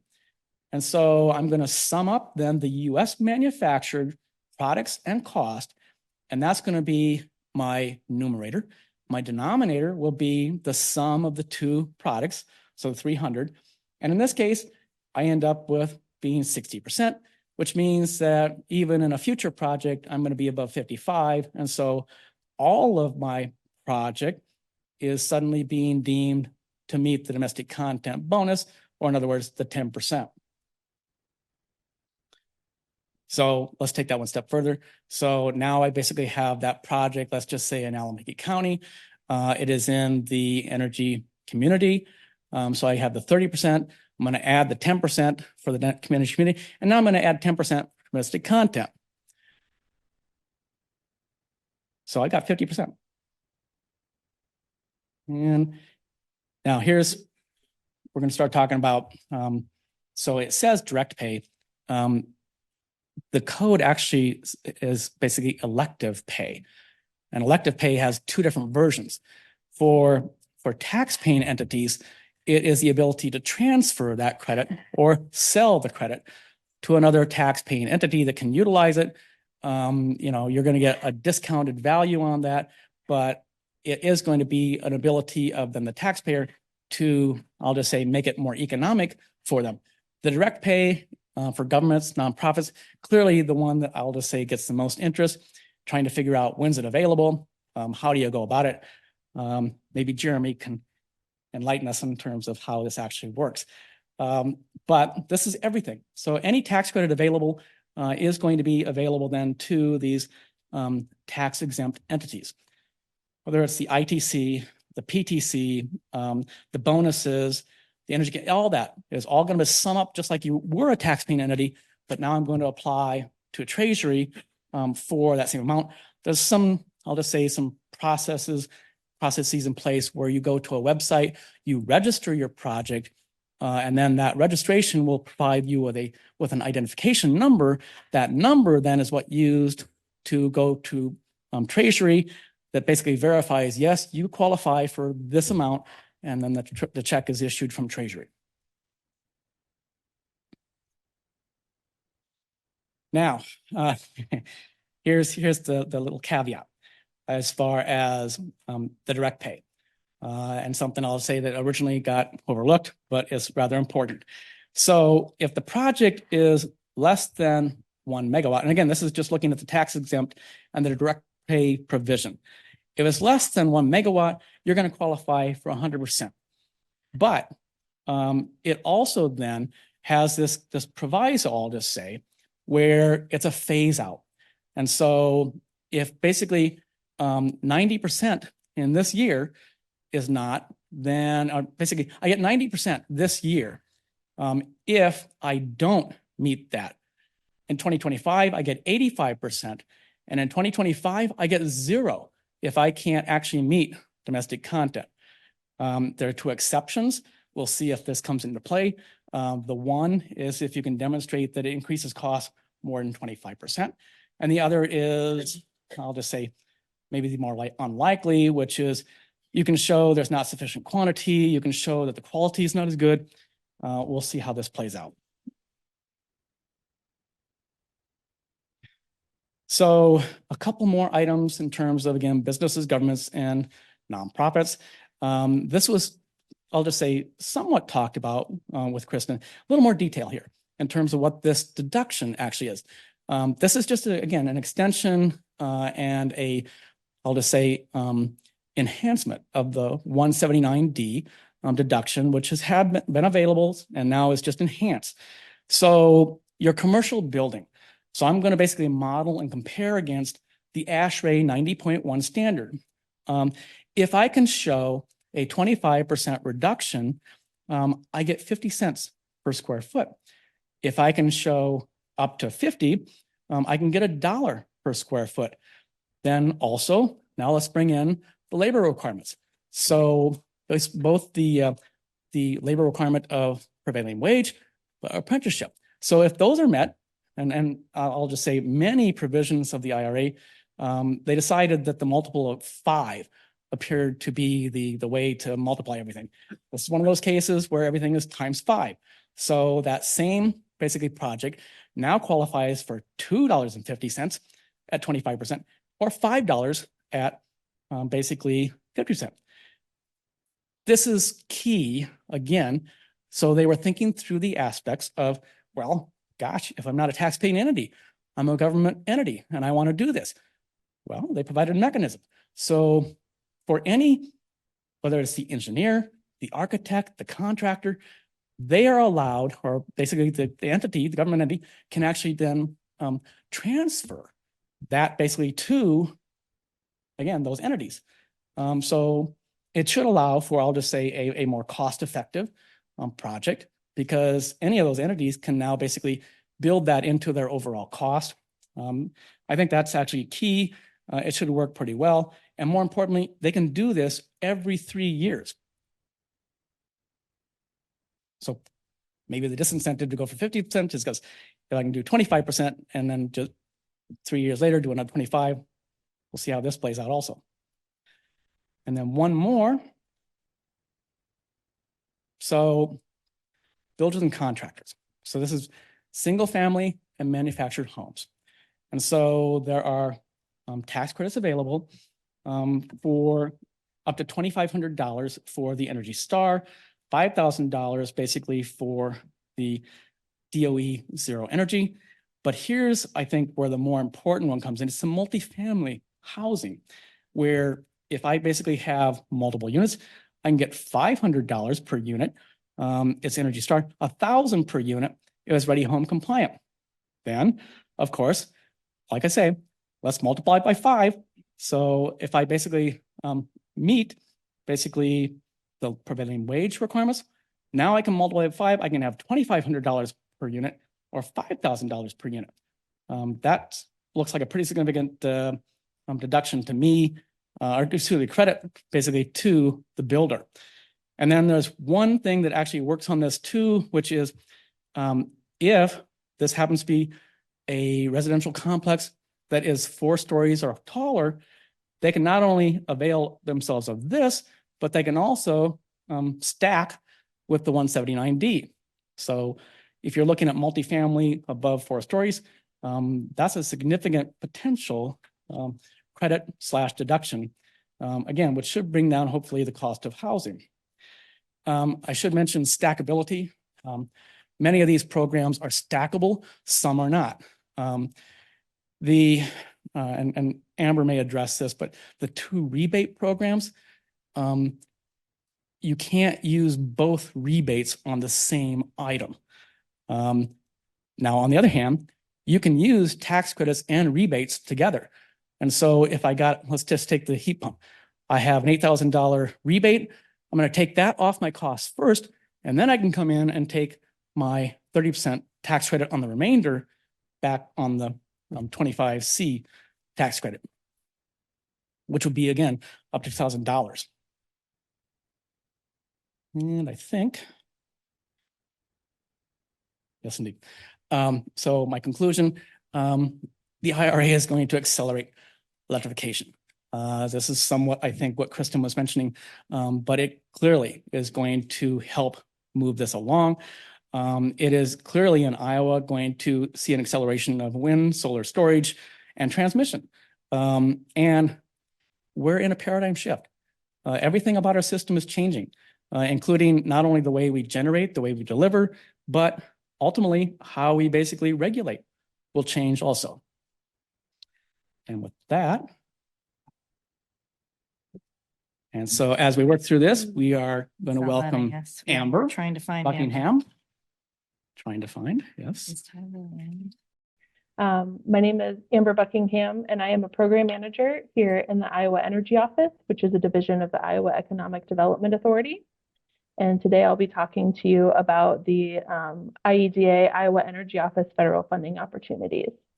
Briefly, I'll discuss the home energy rebate programs. I will touch on the Energy Efficiency Revolving Loan Fund, the Energy Efficiency Community Block Grant, and Solar for All. So first up are the home energy rebate programs.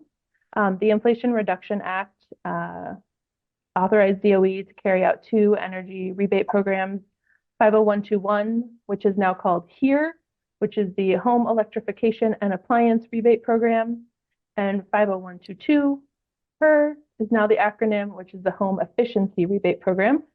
You may also hear them referred to as HERA and HOMES.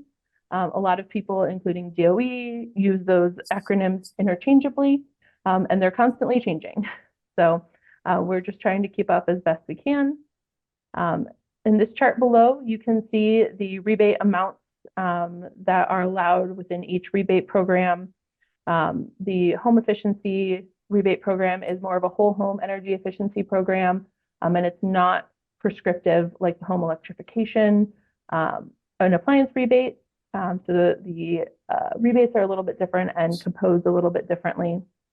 And then in addition to those two rebate programs, Section 50123 of the IRA established the Training for Residential Energy Contractors program. And I know in the keynote session, there were some questions about training and education for contractors. And so I'll touch on that during that slide. So first up are the home electrification and appliance rebates. This is a rebate program to support low to moderate income households who elect to electrify their homes. Iowa will receive about $60 million. One thing I want to touch on there is, while that does seem like a lot of money, especially when paired with the sister program HEEHR, so $121 million, it sounds like a lot, but we were at a conference recently and they mentioned that even at that, only 8% of eligible constituents and consumers will be able to participate in the rebate programs. So it seems like a lot of money, but the reach is actually probably going to be a lot smaller than we anticipate. So just something to keep in mind. These rebates could cover up to 100% of the project costs for low-income households and 50% of project costs for moderate-income households. Multifamily units do qualify if at least 50% of residents are low to moderate income. And an audit is required for heat pump installations. That cost will likely be covered by the rebate program itself. So it should be no cost out of pocket to the applicant. This audit is more of a light touch audit.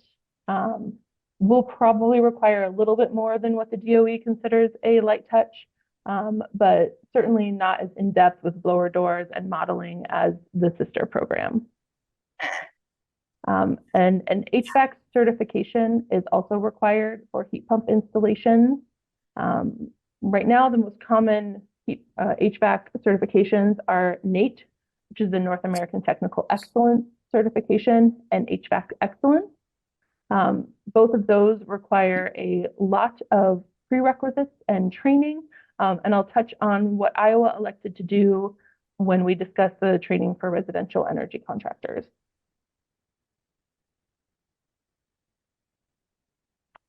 The second sister program is the home efficiency rebate. As I mentioned, this is a whole home energy efficiency rebate program, and the rebate amount will be determined by the total projected or measured savings. It's not based on the installation of individual end-use applications. And like with HEEHR, Iowa will receive about $60 million. This is where a more in-depth audit is required. And those audits are required to be completed by a BPI or ResNet certified auditor. And you have the option with HEEHR to utilize measured savings, modeled savings, or DOE has given us the option to allow for both. We're still in the planning phases of both of these programs, but we are leaning a little bit more towards the modeled side of things at this point, just to ensure that we get money in the hands of the applicants as quickly as we can. So our next steps on these two programs, guidance was provided to state energy offices in July of 2023. And we anticipate submitting our application to DOE for these funds in late April or early May of this year. Once we submit that application, we have to do a state implementation plan and a market transformation plan. That market transformation plan is due 1 year after the submission of our state implementation plan. And the state implementation plan is due 60 days prior to the launch of the rebate program. Our hope is to submit that state implementation plan in September or October of 2024 so that we can get the program launched before the end of this calendar year. But depending on things and how things move with DOE, that may be delayed into January 2025 for a launch.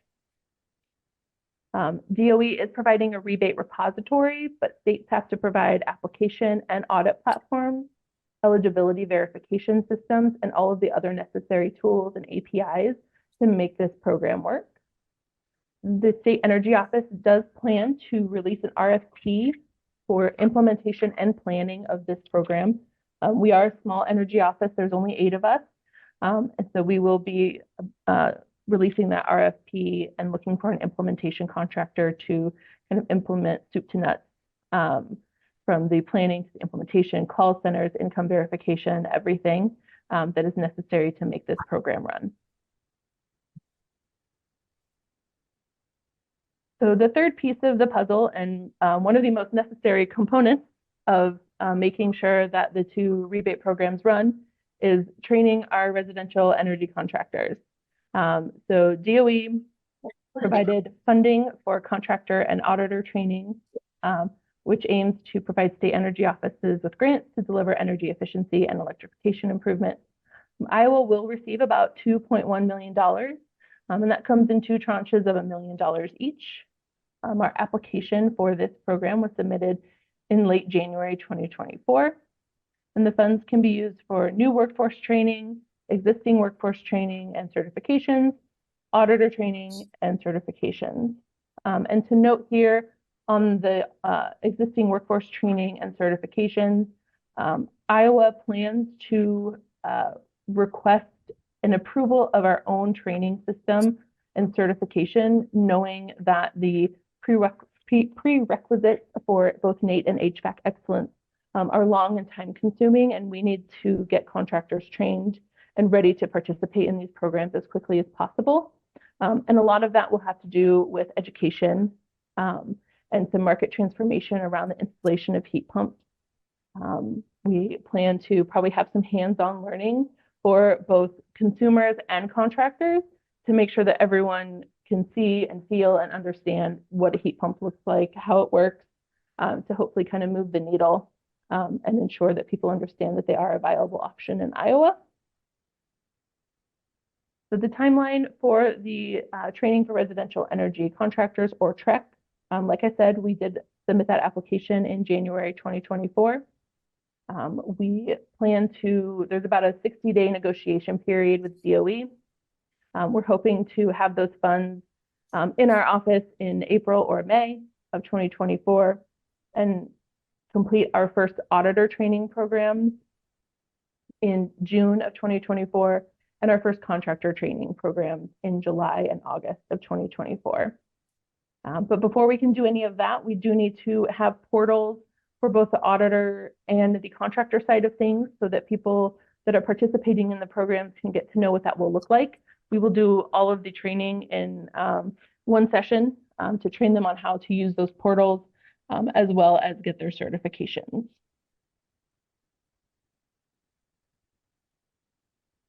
Next, I will move on to the Energy Efficiency Revolving Loan Fund. This fund enables states to provide loans and grants to conduct commercial energy efficiency upgrades and retrofits of building infrastructure. A qualifying audit must be conducted prior to initiating a retrofit project.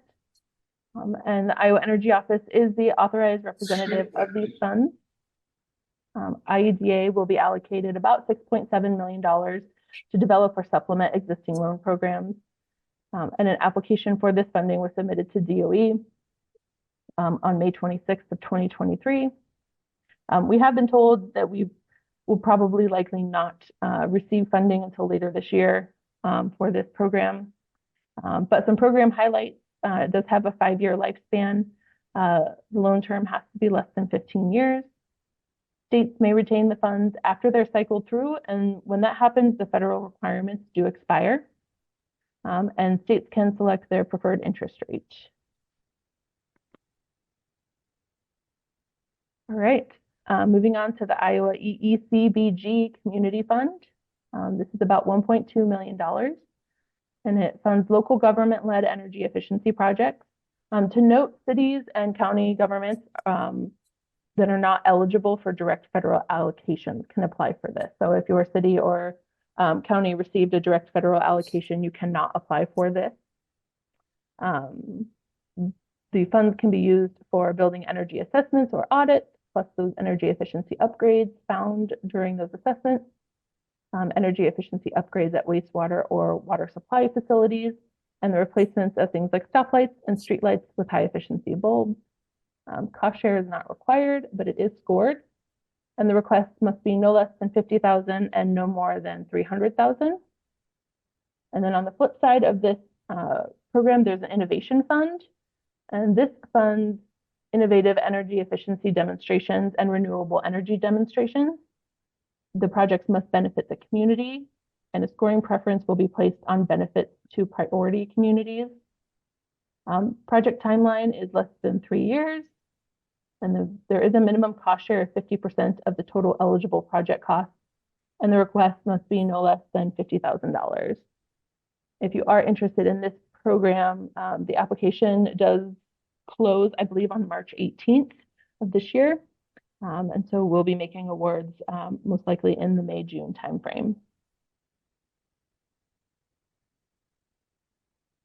All right, and the final application that we have submitted is for Solar for All, which is part of the Greenhouse Gas Reduction Fund.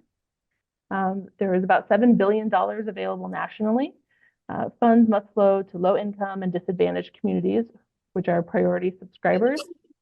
Each priority subscriber must receive at least 20% electric bill savings, and at least 50% of the array must deliver benefits to priority subscribers, and up to 20% of the funds will be available to improve priority subscriber home energy efficiency. IEDA specifically, our proposal supports $75 million targeted towards solar arrays, energy efficiency upgrades, energy storage and resiliency, and workforce development. And an announcement of the award selection is expected in mid to late 2024. And that is all I have at this point. Thank you, Amber. All right. In the interest of keeping us on track time-wise, I'm just going to jump right into it. My name's Jeremy Caron. I'm the Sustainability Program Manager for the City of Des Moines. And I'm going to cover how municipal governments are starting to take advantage of the IRA and maybe touch on a couple of IJA programs that are available too that we can stack with some of the IRA funding. I'll lead with the note that a lot of our communities, this is coming at us super fast, and we're trying to build up the capacity to respond as quickly as we can, and realizing there are significant challenges there. So I wanted to set the tone first by talking about how all of these opportunities under the Inflation Reduction Act actually help advance climate action plans and other major sustainability planning efforts in our communities. And for our city, it was an opportune time. The Inflation Reduction Act was adopted like right in the middle of our climate action planning effort. We spent the last 20 months or so doing our first climate action plan. And that climate action plan is organized around the goals that you see on the screen here. And it's a climate action and adaptation plan. So looking at both emissions reduction, climate pollution reduction, and at building adaptive capacity to things that we may not be able to overcome, derechos, flooding, things like that we won't be able to avoid in the future. But our goals are also aligned with Paris Climate Accord goals and a lot of the goals that have been adopted internationally, looking at a 45% reduction in emissions by 2010, net zero by 2050. One of the unique goals that we have as a city is achieving 24/7 carbon-free electricity community-wide by 2035. That basically means that for every hour of every day, we need to match the energy that is either being generated or supplied to our community with clean energy resources. And if there are gaps where there's still fossil fuels, it's our job as a city to help figure out how to fill those gaps and ensure that by 2035, 100% of that energy is coming from clean resources. And we're one of the first cities to have adopted that goal. Since then, Windsor Heights and Waterloo have adopted similar goals, and there are several other communities around the country, as well as the country of Iceland, and a number of major corporations, Microsoft, Google, and Iron Mountain, and others. And so we're all part of a compact at the UN that's kind of working on figuring out how we measure, track, put in place the systems we need to meet those goals. And the IRA really helps to move us in that direction by accelerating adoption of some of these technologies. So where are we now? I just wanted to touch real quick on things that we've accomplished in our community. We have over 15 buildings that are either LEED certified or currently registered projects. You can see the breakdown there between the platinum certification, silver certification, and certified. City Council has a goal of LEED silver or greater for all new construction. So that's really been a driver of sustainability and clean energy and energy efficient technologies in our community. We've seen about a 10% reduction overall in energy use to date across our portfolio. That's primarily from our existing building stock. The 4 or 5 newer buildings that we have are actually achieving savings that are significantly greater than that and have gone through the Mid-American Energy new construction program. And then we've harnessed upwards of 400,000 in utility rebates across our existing buildings and our new construction properties too. And our emissions have seen an 18% reduction between 2010 and 2019, and we're currently catching up on our greenhouse gas inventory so that we can see where we are on tracking towards our goals. And by the end of this year, we'll likely have about 1.5 megawatts of solar online in our community at city facilities. The 2 largest arrays you see down there at the bottom of the screen, as well as that greenhouse array, are all coming online or just came online recently. And then in terms of EV chargers, that 21 number is actually, I think, maybe a little lower. I think we're up to 24 or 26 EV chargers, predominantly in our parking garages downtown. We've been looking at ways that we can take advantage of the Inflation Reduction Act and other funding opportunities to expand that into disadvantaged communities, making sure that we get some charging infrastructure equity across our community out into community centers and libraries and other institutions. We did apply for charging and fueling infrastructure grant funding. Unfortunately, no communities in Iowa were awarded those funds this year. So ADAPT DSM is the city's first climate action and adaptation plan. It's been a resource for decision-making for elected leadership, for city management, and for departments. It's meant to slot right in there with all of our other major planning efforts, our comprehensive plan, our parks plan, our transportation plans, and really help to institutionalize sustainability and climate work across our organization. And it's really meant to be a tool for empowering, educating, and engaging community members. It was a very public process with a lot of workshops and focus groups and a steering committee and technical advisory group made up of experts from academia, local community-based organizations, and our utilities and other entities, and a couple rounds of public surveys. And so we've really worked hard to pull in perspectives from the community, and we've identified over 107 specific actions or tactics in our plan across 7 key focus areas.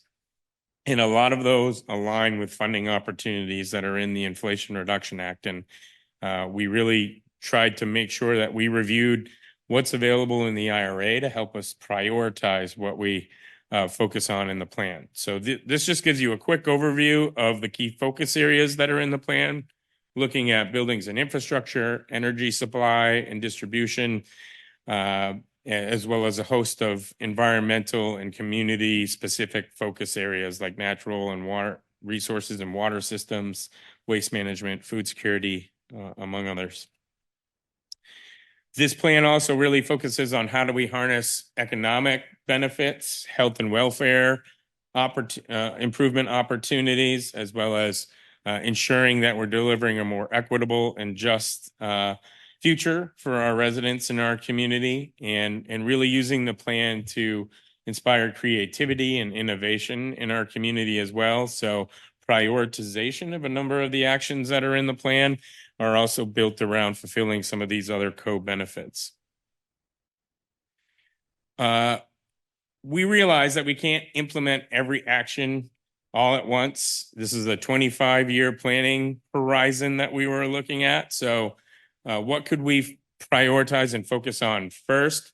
So we created the 35 by 35 initiative, which is 35 specific actions or tactics from the plan that we're going to focus on between now and 2035 when we need to hit that 24/7 clean energy goal. So that means a lot of the front-loaded actions are related to emissions reduction as well as energy efficiency and clean energy development and resources. A common phrase in the EE industry is efficiency first. The cheapest energy is the energy that you don't use.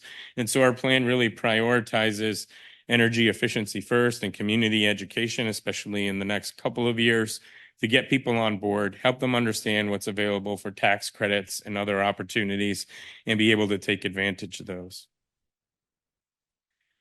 So I'm going to go over a few of the Inflation Reduction Act funding opportunities, ones that we are already looking at and trying to take advantage of, as well as maybe some future opportunities that are out there that we haven't spent as much time on.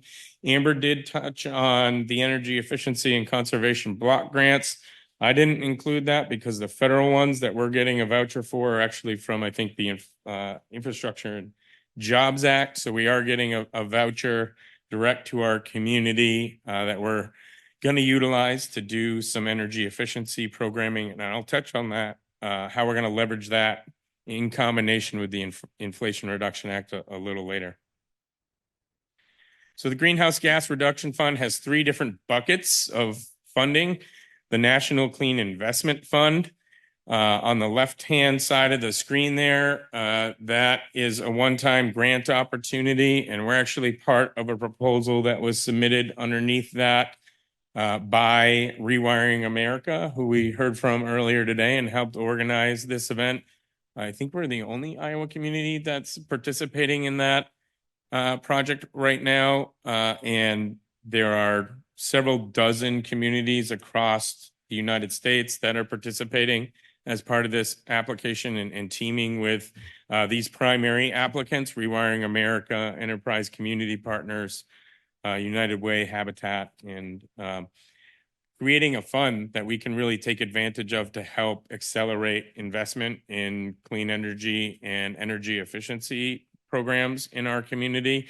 So we're waiting to see if that gets awarded and if we can take advantage of that. Either way, we're still going to work with these organizations. Rewiring America has been really instrumental in helping educate communities about electrification and the benefits of electrification. So we want to truly take advantage of that to educate our community members, local businesses, industry on how they can take advantage of those opportunities. Habitat for Humanity in our community, they've been building all-electric homes in Des Moines for almost 10 years now. So they are a fantastic example of what's possible, especially affordable housing. And the Clean Communities Investment Accelerator. We were not a part of a grant application there, but it's one that we're monitoring. If one of the awardees from that is in our region and we can take advantage of that funding, we'll certainly look at that opportunity. And then Amber touched on Solar for All. So since the state was the primary applicant for this, that's something that we can look at taking advantage of too, as a way to fund some of our investments in solar and develop potentially some programs that help our residents go solar faster. The Climate Pollution Reduction Act grant. So we are not the primary applicant here. The primary applicant for us is Polk County, and Allison Van Pelt's in the room here today and managing that effort. She's super busy, probably working on it right now. So save your questions for later. This is the one where the 3 largest MSAs in Iowa were each awarded $1 million to do a 2-phase effort, a planning grant that is a priority plan followed by a comprehensive plan. And then that was non-competitive. And so there are actually 6 counties in 80 communities, seven counties and 80 communities in the Des Moines metro that are part of this planning grant project. That's a lot of communities and counties to wrangle and get on the same page, especially on the timeline that we have for this. And so we picked a few buckets of things to focus on for the priority plan first, and then as we get into the comprehensive plan, we'll kind of zoom out and look at what those other opportunities are. And then the second phase is competitive grants. The competitive grants are upwards of $4 billion available to the communities that participated in the planning grant process. You had to be one of the eligible communities in order to apply for that implementation grant funding. And as a community, we're looking at remaining a partner, staying a partner with Polk County and others in applying for that funding, and targeting right now a lot of programming around building capacity around energy audits and home energy efficiency improvements, and really hoping to take advantage of that to stimulate that type of work in our communities, strengthen our local workforce, and save energy customers money.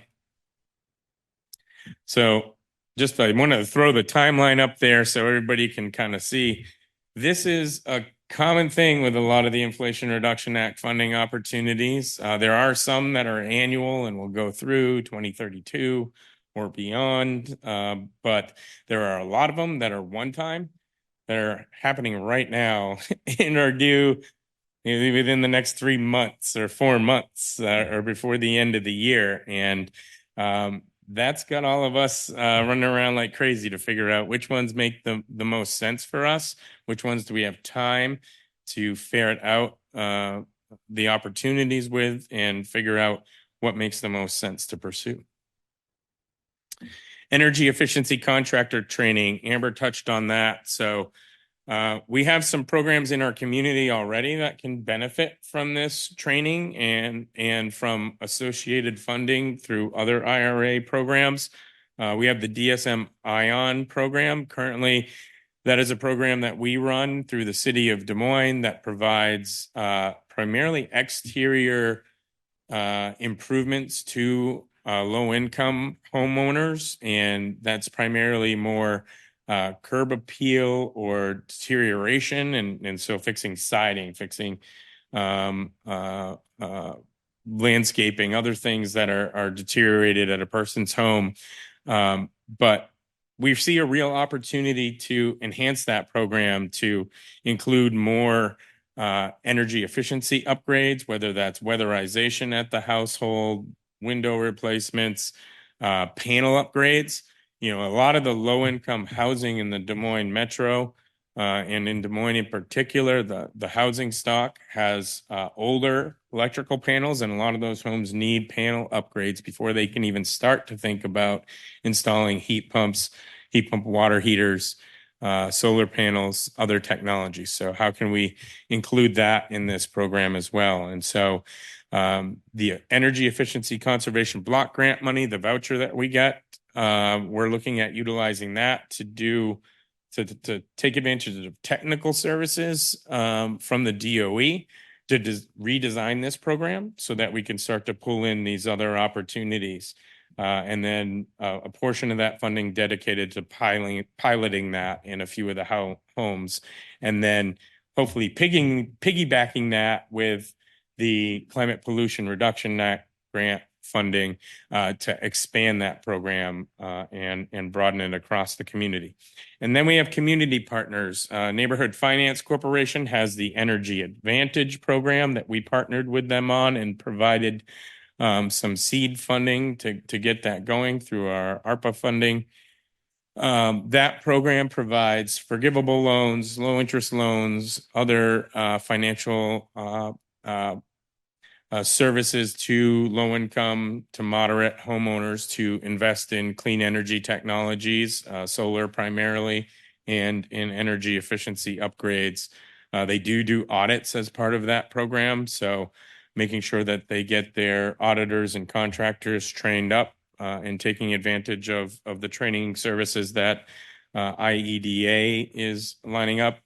And then Invest DSM focuses more on that mixed middle housing in our community. And so we're looking to, we've already worked with Invest DSM in the past to integrate basic energy efficiency, sustainable construction concepts into their minimum requirements for projects that need to be met, but really looking at how can we improve on that, expand on that, and pass these opportunities for tax credits and for these technologies along into some of those projects in the future.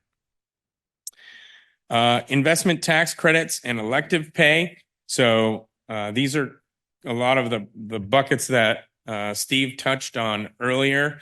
We just completed, as I mentioned, or are bringing online 2 solar arrays, one to serve our new animal services facility and one to serve our new all-electric net zero greenhouse, and then also our our second municipal service center, which houses Public Works. And so we'll be taking advantage of the 30% minimum tax credit there for the projects that started came online in 2023. We're still just starting to figure out how to pursue these tax credits and what the elective pay process is. The IRS just released guidance on this not too long ago. We've all been waiting patiently for that guidance. So we're all reading through that, getting our finance offices and our other relevant departments, our legal departments on board to kind of sift through that and figure out how to navigate that so we can take advantage of it.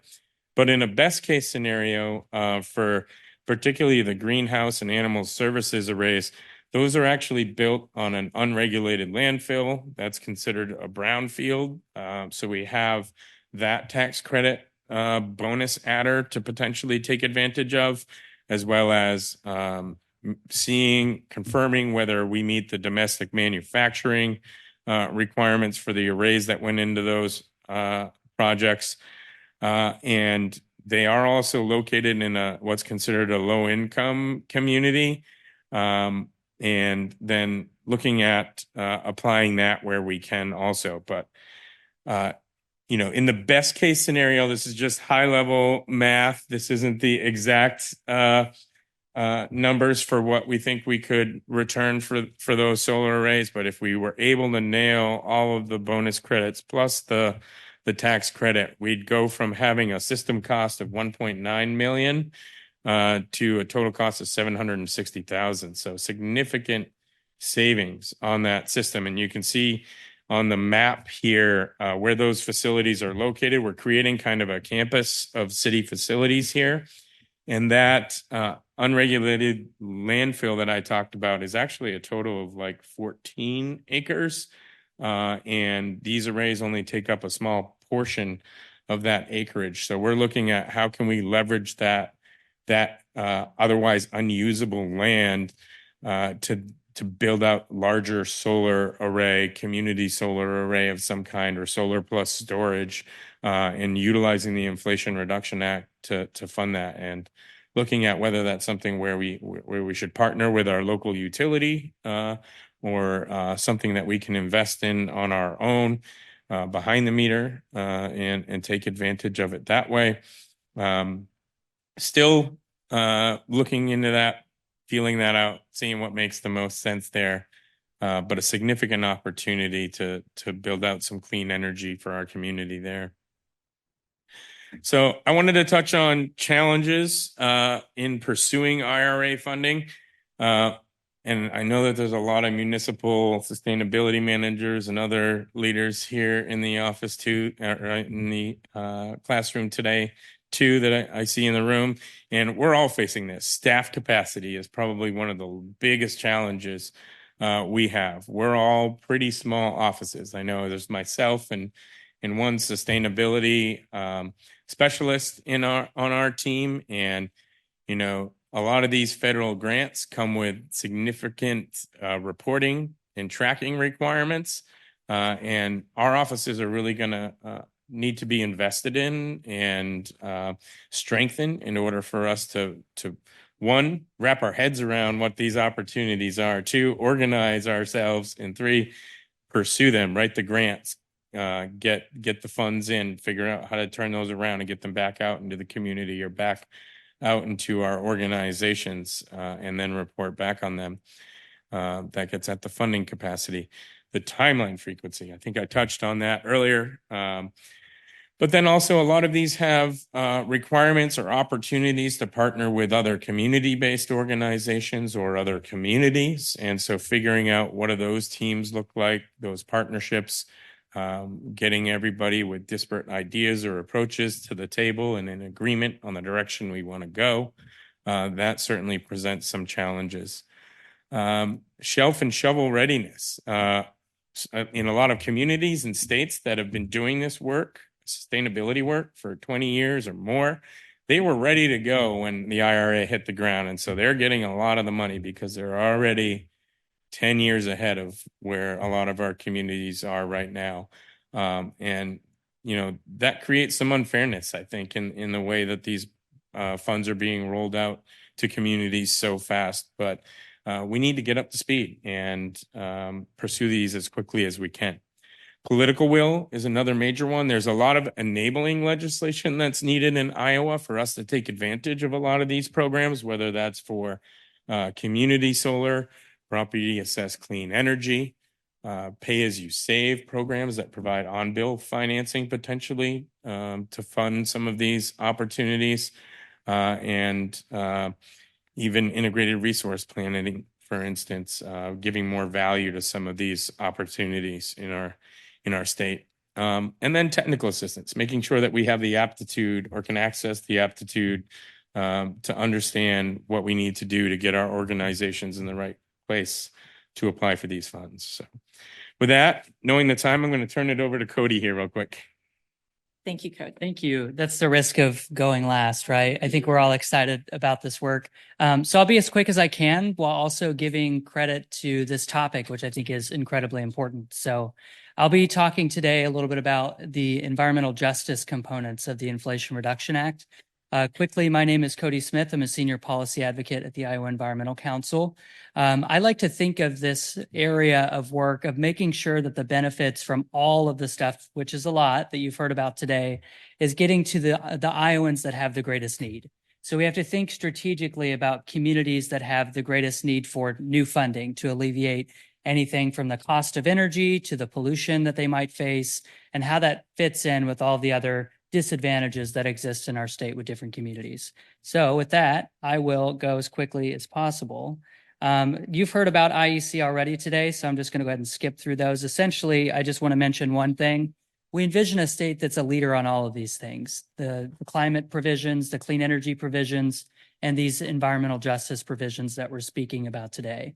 We have seen today there are several people working across the state on these issues, and we are building the capacity. I very much relate to what Jeremy and Amber have said about these deadlines and building everything up. You know, our state, I don't think has had as much of a history as some of these other states with implementing this stuff. So just like the city of Des Moines, just like the state of Iowa, the Iowa Environmental Council is also working really hard and really quickly to get these programs stood up. So if you have questions about them, I'll answer them the best that we can. But, you know, we're also dependent on EPA getting back with us and other things like that. But we didn't want to miss this opportunity to share our excitement for these programs too. So quickly, what happened with the environmental justice components of the Inflation Reduction Act? It can be summed up as providing historic investments in the state's underserved or disadvantaged communities. Quickly, a definition for you. The environmental justice space is a growing movement, I would say. This definition is provided by the EPA, and I'll just kind of read over it so we're all on the same page. It's considered as the fair treatment and meaningful involvement of all people, regardless of race, color, national origin, or income with respect to the development, implementation, and enforcement of environmental laws, regulations, and policies. I want to just kind of pivot here to say that this is a lens that should guide all of our work. That's how we approach it here at the Iowa Environmental Council, and I think we've seen that reflected in our programming today. We need to consider where the greatest need is, where these benefits can go, and how are we designing and implementing these programs and ultimately getting these funds to the Iowans that have been disadvantaged for a number of years, whether that includes income, pollution barriers, race, other things like that. So the IRA quickly invested a historic amount of money in environmental justice programming. The Office of Environmental Justice and External Civil Rights was created in 2022 at the United States Environmental Protection Agency, or EPA. They oversee a portion, a sizable portion, but just a portion of the $60 billion that have funneled into this area of work, some from the IRA, some from other acts as well. And there's something that we should talk about as well, which is the Justice 40 initiative. There are $118 billion worth of federal programs that are covered under this initiative. And this is an important effort, a whole of government effort to provide the benefits of this federal spending on environmental justice to the communities that need it. So just to recap again, the Justice 40 initiative is a Biden administration goal to deliver 40% of the benefits, not the spending, but the benefits of these programs that we've talked about today, the clean energy tax credits, clean building infrastructure programs, public land management. I mean, it's every department just has a list of 1 million programs, it seems like, that are covered under this. And the idea is that the people that have been historically disadvantaged in our country through the environmental lens that we've abandoned in the past many times through, dividing communities with highways, breaking up historically Black neighborhoods, for example, that way, communities that might surround coal plants and have dealt historically with that pollution, thinking about those communities that have been vulnerable for the vast majority of our history, getting them the benefits that they deserve and remediating some of those wrongs. This also includes a lot of focus on tribal communities for a lot of the same reasons. So I've said disadvantaged communities quite a bit. I want to stop and mention that these communities are defined under Executive Order 14008. Just to get the quick and dirty version of it, it is defining at the census tract level communities that have suffered from environmental justice burdens. That it can include many, which we'll briefly overview, but some just off the top of my head include energy burden, proximity to Superfund pollution sites, flood risk, agricultural loss due to natural disaster.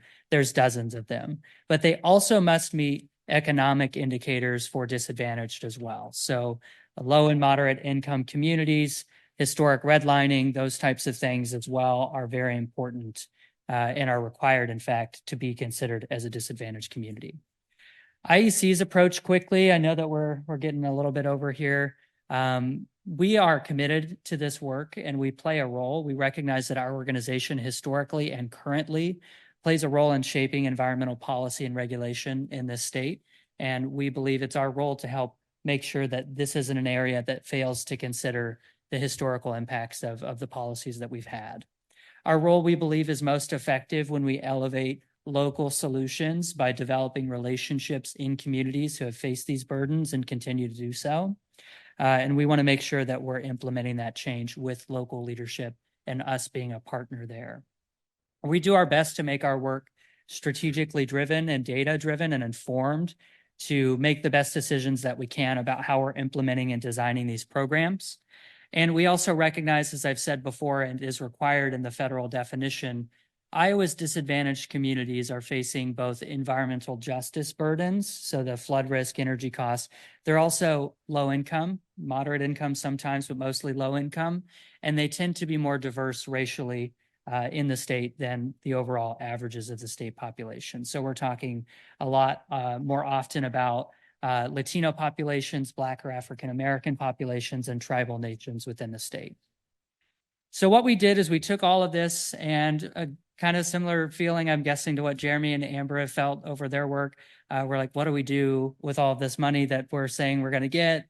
How do we implement it? So we decided to do a strategy-based process. We looked at all of these indicators that we see around the state using the climate and economic justice screening tool that's available through the federal government.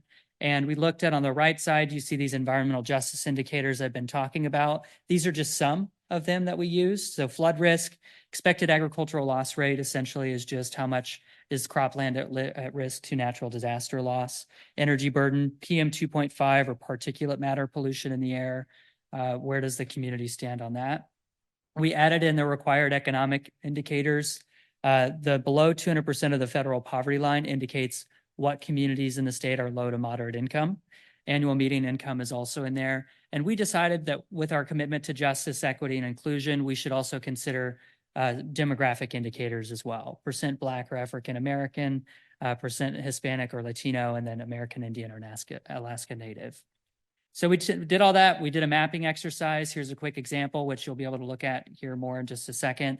This is just the energy burden on the previously defined by the federal government disadvantaged communities in the state of Iowa. You can see they're all spread out, but the energy burden is quite high. That dark purple indicates that if you even use the low range, 81st percentile nationally. So meaning that those communities are paying more than they're in the 81st percentile nationally for what they pay for their energy. So that's just one example quickly. Put these in here for you to look at later if you're curious. I know these slides will go out. So through this process of mapping all of this stuff and figuring out what we're going to do, we identified several communities. We have 5 target primary communities, being Sioux City, Des Moines, Ottumwa, Cedar Rapids, and Waterloo. This includes and considers all of the things that we've discussed, making sure that the Iowans who have the greatest need are getting these resources to build capacity. But it doesn't mean we're not going to serve rural areas. It doesn't mean that these secondary communities of Storm Lake, Council Bluffs, Keokuk, Dubuque, and Davenport will not get support. The things that we're working on will be a model and be useful for all of these other communities as we work to build up that capacity. So what are we doing? I've mentioned we've gotten some money. We've done the strategy work. Essentially, it boils down again to connecting federal resources through the Inflation Reduction Act and other programs through the bipartisan infrastructure law to the communities in Iowa that have the greatest need, as we've defined them and as the federal government has defined them. So the first one is what's shortly known as TICTAC, or a Thriving Communities Technical Assistance Center. We have a strategic partner here at the Heartland Environmental Justice Center at Wichita State University. They are the lead for our EPA region, Region 7, and they help coordinate kind of all the grant services, direct outreach, but our role is the main partner here in Iowa. So we will be investing in communities, we'll be developing relationships, we'll be shepherding these resources together to let community members know after they've approached us and built this relationship with us being there too, help them figure out what their funding needs are and which programs might align. So we've developed the target communities, we're establishing those resource guides. Steve's presentation was a good example of some of the resources we're pulling together for those. Ultimately, the goal is to get them funding to alleviate the challenges. And here is a quick slide on the process of what that looks like. The quickest way I can describe it is that bar at the bottom. Communities experience problems. We develop relationships in those communities with local officials, community leaders, church leaders, local labor unions, anybody who is influential in that community. Our goal is to start developing that grassroots relationship, have that expertise, connect them with the Heartland Environmental Justice Center.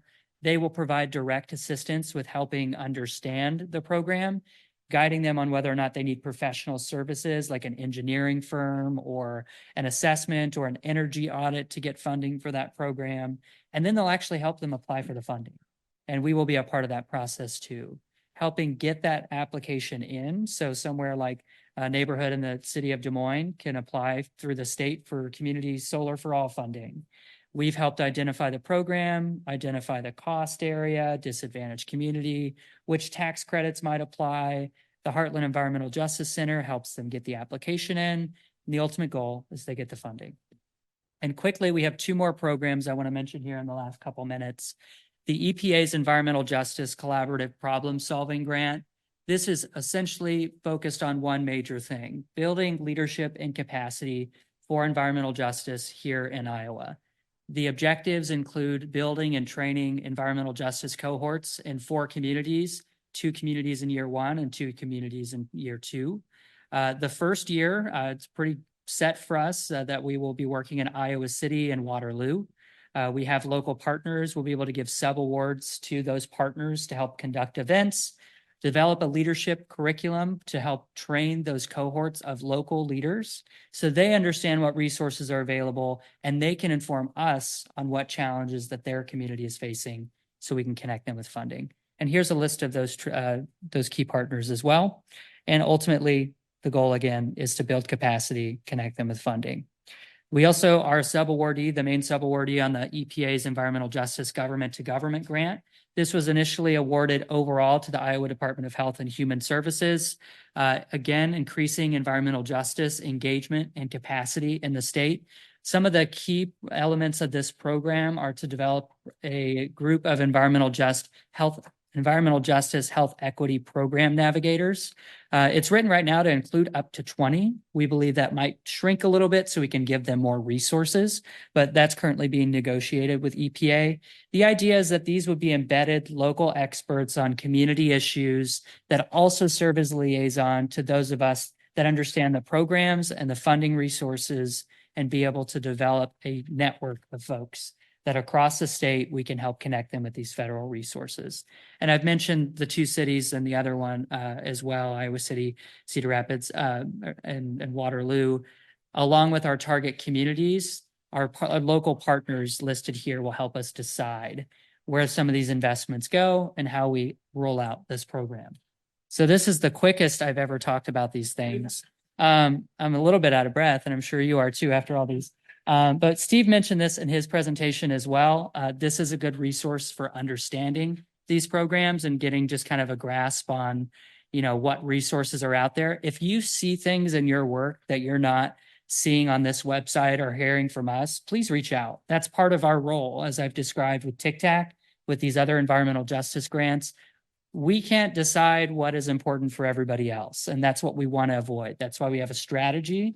That's why we conduct meetings like this. We are going to have a lot of them at the local level. We want to hear from you on that stuff. So with that, I wanted to give you the opportunity to also look at the mapping that we did. This is very much a work in process, but we launched it yesterday, so that's fun.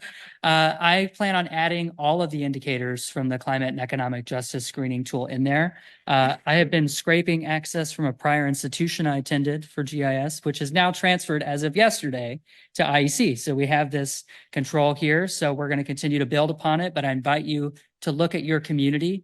This is the map of the disadvantaged communities that have been defined by their indicators. So feel free to look at that. And with that, I want to say thank you. Thank you. And just a reminder, we will make the slides available. So that will help follow up, I think, on some of the questions that you have. So we're just going to do a quick turnaround here and start the panel as close to 2:15 as we can. So it's my job and my pleasure to introduce the moderator of our next panel, Robin Clark-Bennett, the director of the University of Iowa Labor Center and a labor educator. She teaches classes for working Iowans on basic labor and employment rights, representation and collective bargaining skills, organizing, communications, labor community coalitions, labor history, the list goes on, including climate justice, recently in partnership with HEEHR. She has 30 years of experience in the labor movement. So it's my pleasure to turn this panel over to her. Good afternoon, and thank you so much, Shannon. I want to thank both Blake and Shannon for the incredible work that you're doing as part of HEEHR, and of course, the Hubbell family for sponsorship of this initiative. As Shannon indicated, I serve as director of the Labor Center. Okay. So the Labor Center is the only unit within the state university system that focuses on research, education, and innovative initiatives in support of Iowa's working people. We were founded in 1951 in response to a call from Iowa's labor movement that some portion of our state university system should focus on lifelong learning that strengthens the job quality and lives of working class Iowans. Thousands of Iowans attend our classes each year on legal rights, policy issues, and leadership skills. Some of our conferences invite working Iowans to our campus, but more often we travel across the 99 counties to conduct classes on topics that workers feel are priorities at times, locations, and languages that are accessible to them. In the ever-evolving world of work, we're proud to serve as a trusted bridge linking students and faculty with workplace leaders in every industry across our state. And truly, knowledge flows both ways, I would say, from the campus to the workplace and from the experiences of frontline workers back to researchers and students on our campus. So thanks to a grant from HEEHR and the Blue Green Alliance, the Labor Center has been able to develop and offer workshops on labor and climate and IRA implementation in communities across Iowa in the past 2 years and convene coalition events. So climate science tells us this decade is critical for our children, our grandchildren, and our planet. And in response, we've discussed the trillions of dollars that have been allocated at a federal level. Lawyers and policy experts have been and continue to develop regulations and recommendations. Scientists are rapidly developing new technologies. And so this should be a breeze, right? There's still more to be done. And we've heard from local elected officials and local leaders about some of the work that they're doing. But now we shift to the world of work and working class communities that are on the front lines of both the crisis and the ability to rebuild a sustainable world. These communities are already being affected by climate change in countless ways. They're working in rising heat. They're the most impacted by floods and storms. And they are the people who've mobilized to rebuild after every disaster. An economic transition on this scale raises critical questions that we have to get right, or the whole mobilization can falter. And so, as we think about this next session, we're going to be grappling with questions like, as demand for construction soars, how will we meet the need for skilled workers? What kinds of jobs will these trillions of dollars support? Will they be family supporting careers or jobs that exacerbate trends toward poverty and inequality and workplace abuses? How can we ensure equality on these projects, that these are building quality infrastructure that will really last? And which communities will have access to these jobs and who will be left behind? The good news is that some of these concerns are truly raised and addressed by the IRA. The law contains important provisions intended to ensure that this mobilization creates safe, family-sustaining jobs and equips the next generation of skilled workers to master their crafts.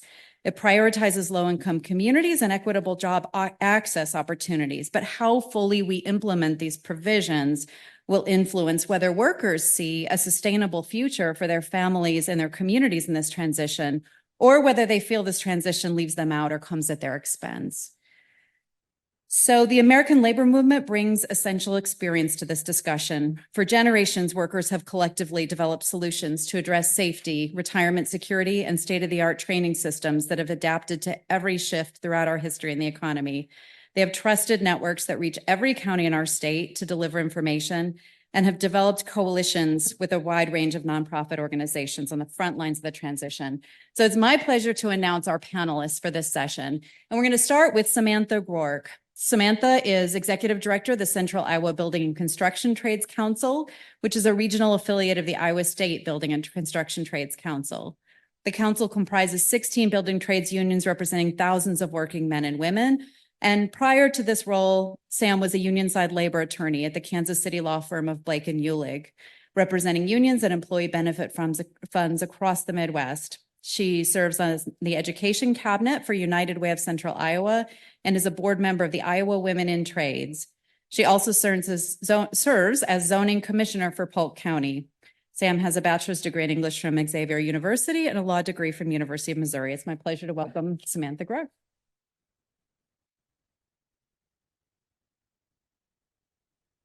All right, I'm going to be as efficient as possible. I believe I have too many slides to be able to go through everything, so I'm going to be quick, and I trust that you all will have access to the slides as well. So first off, who are the building trades? So from a very macro level with respect to the IRA, the building trades nationally have a presence in DC, and we're a big part in helping shape the IRA, particularly with these labor provisions that we've been talking about.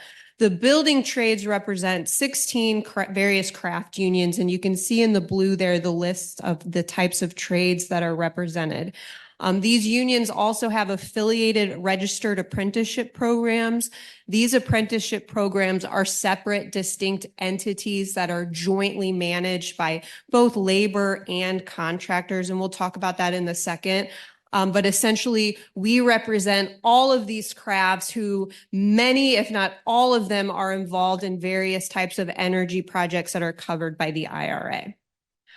My regional council, like Robin mentioned, is the Central Iowa Building and Construction Trades Council, which you can see in green here.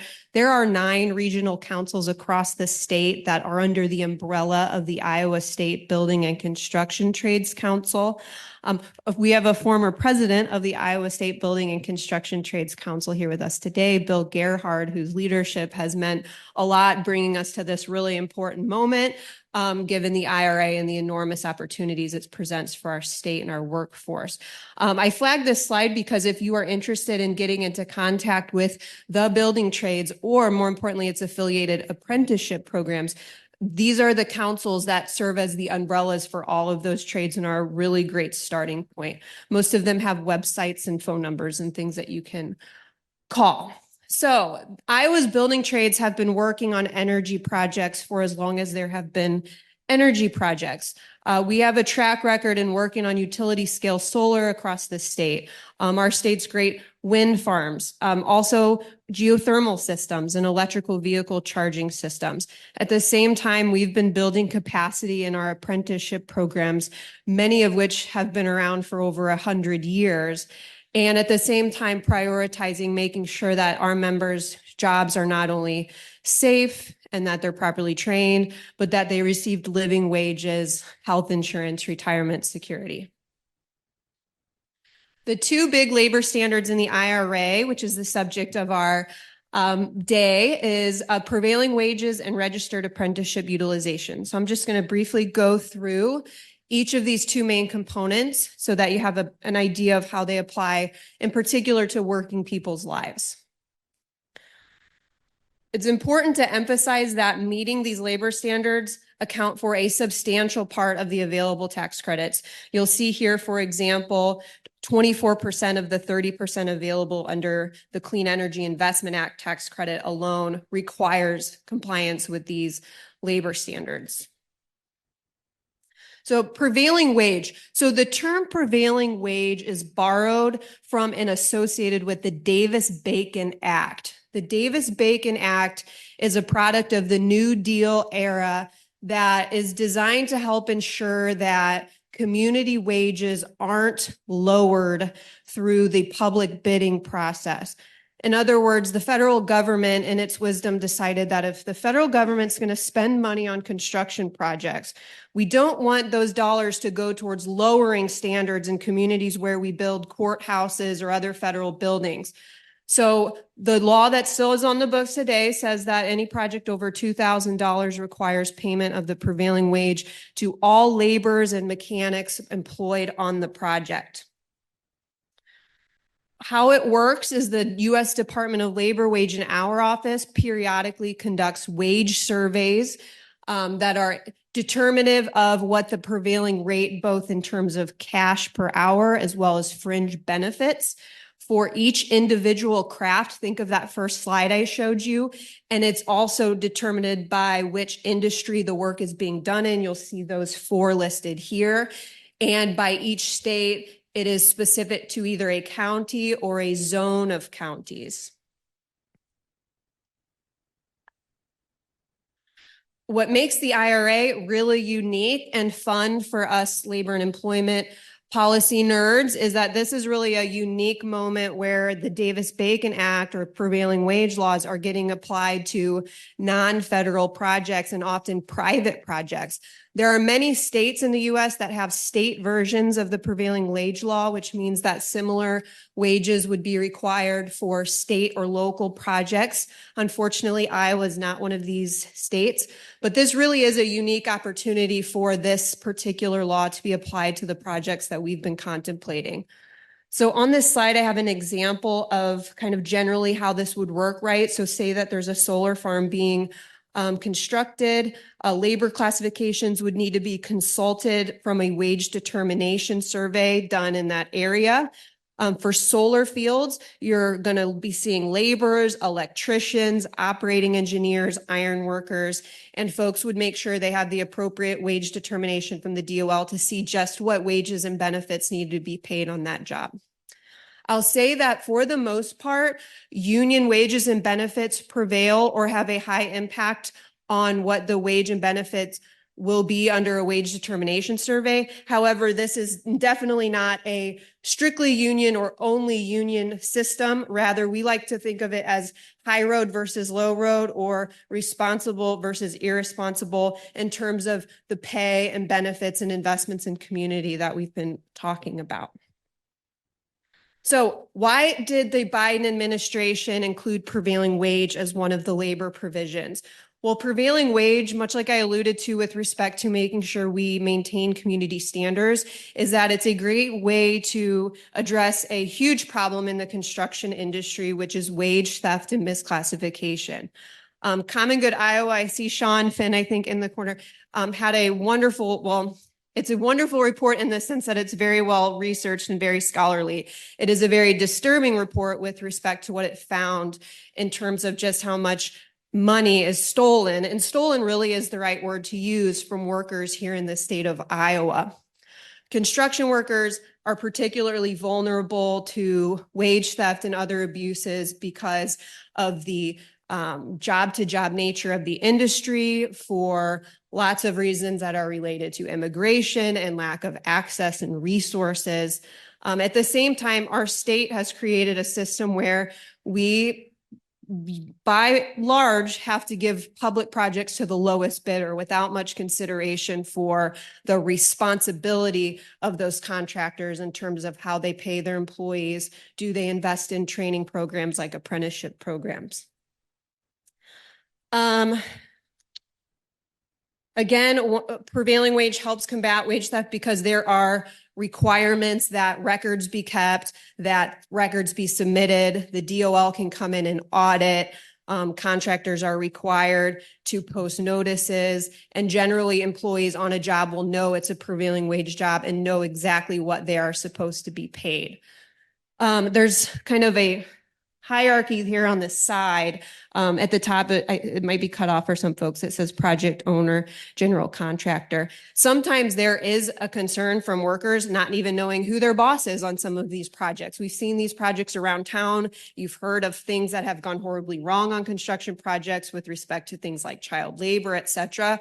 The prevailing wage law helps combat all of that because it applies to all subcontractors and it ensures that everybody at least knows what they're supposed to be paid, if not by whom, and not by cash or anything like that.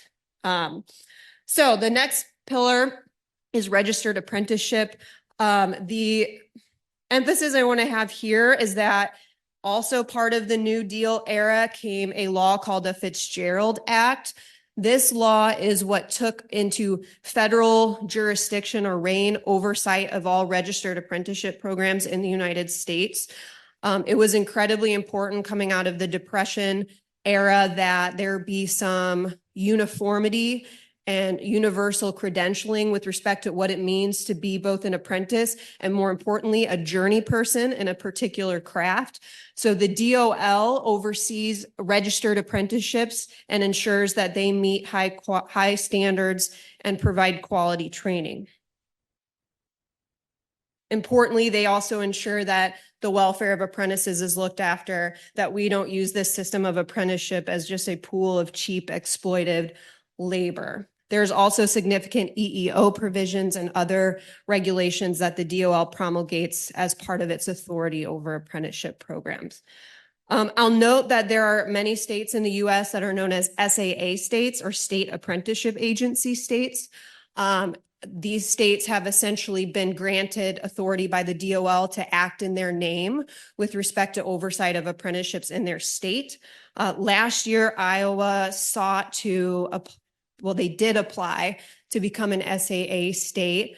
Their most recent application was denied by the Department of Labor because of discrepancies in the legislation that was passed and a few other issues and concerns that the DOL has. But we predict that eventually Iowa will become an SAA state this year at some point. And so I'll spare you any more commentary on that, but I'm happy to talk about it after the panel. So what is an apprenticeship program? Typically in the trades, they last 3 to 5 years, culminating in someone becoming a journey person in their craft. JTCs, which are the programs that we work with, these are jointly managed by unions and employers engaging in collective bargaining. The key thing about apprenticeship that we like to talk about, especially with high school students, right? You earn while you learn. So these programs do not charge tuition. In fact, students earn wages while they learn their craft. They spend some time in training centers. Sometimes it's during the day, 1 week out of every 8 to 10. Sometimes it's at night or on the weekends, depending on the craft. But for the rest of the time and the majority of the time, they work with an employer and learn and earn on the job.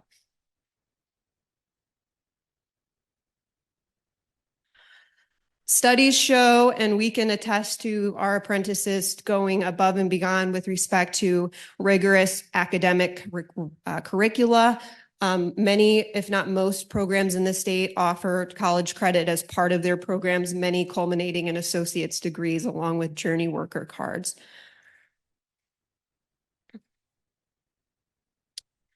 One statistic I'm especially proud of and want to flag is that, as far as construction apprentices, we do have the majority in union programs, but more importantly than that, we are prioritizing diversity and inclusion. So of all of the women who are currently construction apprentices in Iowa today, 3 out of 4 are in union programs, and the same data applies for people of color, and we're incredibly proud of that and think that it builds on years and years of work that we've been doing to expand and to reach more young people and adults transitioning, whether it's out of being justice involved or different careers.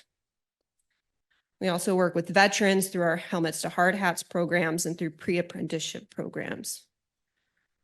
Pre-apprenticeship programs are a great tool that we have used to help connect that justice component of what we've been talking about to ensure that we can make these great, good-paying jobs accessible to more people. The University of Iowa Labor Center here has a wonderful quality pre-apprenticeship program that's offered to Iowa City residents, that's funded by Iowa City.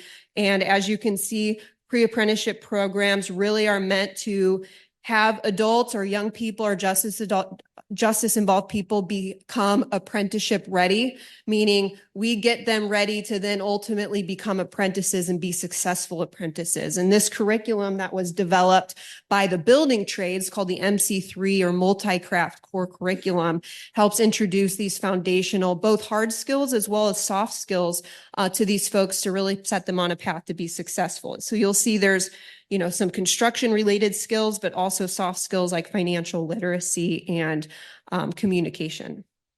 In Central Iowa, we work with primarily high school youth with a summer program that's been funded by Polk County. And we're also involved with various prisons to offer that MC3 program as well in connection with the Labor Center, which, by the way, you guys are incredibly lucky to have the Labor Center.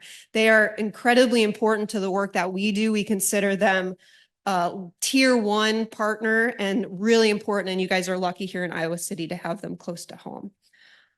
Here's just a couple of pictures from various youth events that we've done recently. These just make me happy to share. And I especially like the picture to the right. That's Sunny Greenfield in the orange. She's a plumbing apprentice at UA Local 33. And she is a rising leader and as far as the women in trades movement goes, which we are excited to say we have lots of them here in Iowa, and their ranks grow every year. We have an upcoming summit that we're excited about. Last year we had close to 80 women attend, and we are just working on making sure that in a time of worker shortages, that 50% of the population can be, feel that they can pursue these really good middle-class careers as well. Right now, women make up about, what's the latest? 4 to 5% of tradespeople on a project. So we'd like to see that number go up. So for the legal mumbo jumbo here, right? So the IRA requires a percentage of apprentices to be on a project for that division or that standard to be met. That's 12.5 in 2023. It goes up after that. These apprentices have to be in real apprenticeship programs, so apprenticeship programs that are registered with and overseen by the Department of Labor. And the contractor also has to pay special attention to that ratio of journey people to apprentices. In other words, you can't just have all apprentices on a project and pay that lower wage. You have to have an appropriate balance. And at the same time, you have to, and this is kind of a prevailing wage connection too, you can't just call people independent contractors and then not have to follow any of these rules. Just an example of all of the provisions that we've been talking about where these standards apply and the type of work that these standards can be applied to with respect to the workforce.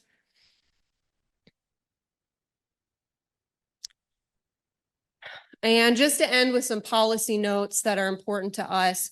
So Iowa, and this may or may not have been alluded to, but Iowa is somewhat at a competitive disadvantage when it comes to the IRA. Many of the grants really look at applicants and their ability to live up to these labor standards and the policy that drove them. And Iowa, unfortunately, has many laws that preempt local governments and prevent the state from doing things that the IRA recognizes as priorities.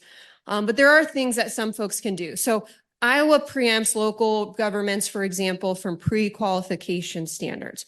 So if you can believe this, a city or a county can't say at the outset before they get bids for a job, if you're going to bid on this work, you need to have a training program, or you need to pay the prevailing wage, or even that you need to have not violated wage and hour and OSHA laws for the past 5 years. Literally any kind of pre-bid requirement is banned. So what can local governments do? Well, they can look after the bids have been submitted, right, to see if not only will contractors pay prevailing wage or have apprentices, but whether they have labor law violations or whether they're properly classifying their employees, whether they pay into workers' comp or have it really runs the gamut. At the same time, a lot of cities and counties use development agreements, TIF, tax incentives, use tax incentives, much like the federal government is doing, to provide incentives to do these good things, to have prevailing wages, to have registered apprenticeship programs. We are really pushing cities and counties to consider utilizing the power of the purse to have their policies and values reflected in how they spend their money, much like the IRA really is a culmination of that at the federal level. At the same time, you can consider the net effective price of bids when you consider whether or not some who might be willing to follow these labor standards versus others, what that means for the bottom line. Zoning can also be a way to exercise discretion. And as far as developers and nonprofits, another tool that can be used are what are called project labor agreements. These are agreements between unions and employers that can help ensure that there is a universally applicable agreement that establishes the wages and the benefits and the rules for a project. Unfortunately, Iowa law bars local governments from using these, but private developers have used them across the country, and they're proven to reduce the amount of time a project takes to complete, help prevent worker shortages. The list goes on and on.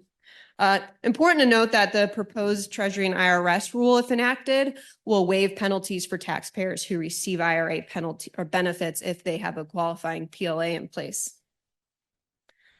The last thing I just want to emphasize, and I apologize if I spoke too fast, I'm really just trying to help move things along, is the best way to ensure that a project complies with the IRA labor standards is to talk to a building trade union, work with union labor. Our contractors pay at or above prevailing wage, always and every day. And all of them have training programs that are registered apprenticeship programs. We cannot say that with any guarantee of contractors outside of our signatory network. So with that, I'm excited to pass it along to one of our specific building trades leaders here in the area, Junior with the IBEW. What a fantastic foundation. Thank you, Sam. And we are just so grateful for the really dynamic and knowledgeable partners we're able to work with all over the state, like Sam, as well as Junior. We cannot talk about electrifying America without talking to a leader of the Electrical Workers Union, who in fact specializes in this field. Junior Luensman is the business manager and financial secretary for the International Brotherhood of Electrical Workers, Local 405. Junior started his career as an inside wireman apprentice with the Cedar Rapids Electrical Joint Apprenticeship Training Center in 2001. Upon completion of his 5-year electrical apprenticeship, Junior was named 2006 Outstanding Apprentice of the Year, and after the apprenticeship was appointed trustee and committee member for the Joint Apprenticeship Training Center in 2007, starting negotiating contracts with employers when he was appointed to the Labor Management Committee in 2008. He's been elected for 2 consecutive terms as an elected board member, executive board member of the local union, and 1 as president of IBEW 405. Junior is currently serving his 2nd elected term as business manager of the local and was recently elected by his peers to serve as the president of the Iowa IBEW State Conference. So that unites all the electrical workers locals and the utilities locals. So with that, pleased to turn it over to Junior. Okay. Thanks, Robin. Hi, everybody. How you doing? So, like she said, I'm Junior. So the bulk of my presentation is gonna focus on, okay, there it is, right? Yep. So the bulk of my presentation is gonna focus specifically through the lens of the IBEW. But as I highlight the things that we have collectively bargained for or are doing as an organization, I want you to keep in the mind that if it were any other union construction trade up here right now, given this presentation, it'd be pretty much the same. In order for you to get a real sense of what unions are, I'll briefly discuss our history, our internal efforts in the labor movement, our industry partners, and the work that we do together to educate and train and for our apprentices. And I'll give you some insight to our collective bargaining agreement, some of our wage packages, our benefits, and the protections that we've had secured in our contracts. With this information, it is my hope that you recognize the value in the utilization of labor unions, apprentices, and Davis-Bacon rates on projects that are funded by the Inflation Reduction Act. The International Brotherhood of Electrical Workers was organized in 1891, 133 years ago, and began with 10 local unions with less than 2,000 members. Today, there are approximately 1,000 local unions across all 50 states, Canada, and Puerto Rico, and we're representing more than 755 IBEW members in the fields of construction, maintenance, utility, railroad, telecommunications, broadcasting, and recording. The local that I represent, Local 405, has jurisdiction in the counties of Benton, Iowa, Jones, Lynn, Poweshiek, and right here in Johnson County. We were chartered in 1911, and our members have been doing electrical work at the University of Iowa for 113 years. There are more than 35 union signatory contractors that work in our jurisdiction, and they employ more than 850 members and non-members right here in these 6 counties. So the objectives of the IBEW, what are our goals? You know, we want to promote reasonable methods of work safe, work smart, not hard, cultivate feelings of friendship among those of our industry, diversity, equity, inclusion right there. To assist each other in sickness or distress, compassion, empathy, friendship, love, secure employment. Construction work is temporary for us. My job is to secure work for our members because construction job starts and then it ends. And we got to make sure we got the next job lined up for our members. Security for the individual, education of a skilled trade, health insurance, retirement. These are our goals. Some of them that I read, some of them are up on the board, but what are we doing within our organization to achieve these goals so the next generation can carry that torch? For starters, we have our affinity groups. Reach out and engage next gen electrical workers, Renew. Renew was established in 2014. The mission of the Renew Initiative is to inspire the next generation of IBEW workers to become active in their local unions by focusing on issues important to young workers, providing education about IBEW and the labor movement, and fostering relationships with members and local union leadership. Our IBEW Women's Committee was established in 2016. The Women's Committee is committed to increasing the participation of women in every aspect of union, including apprenticeship training, mentoring, leadership, community, and political activism. They also work to educate and inform our industry on issues related to gender equality, gender opportunity, and gender discrimination. Also to aid in the elimination of sexual harassment, violence against women, sexual discrimination, and exploitation in IBEW union halls and workplaces. The Electrical Workers Minority Caucus was established in 1974.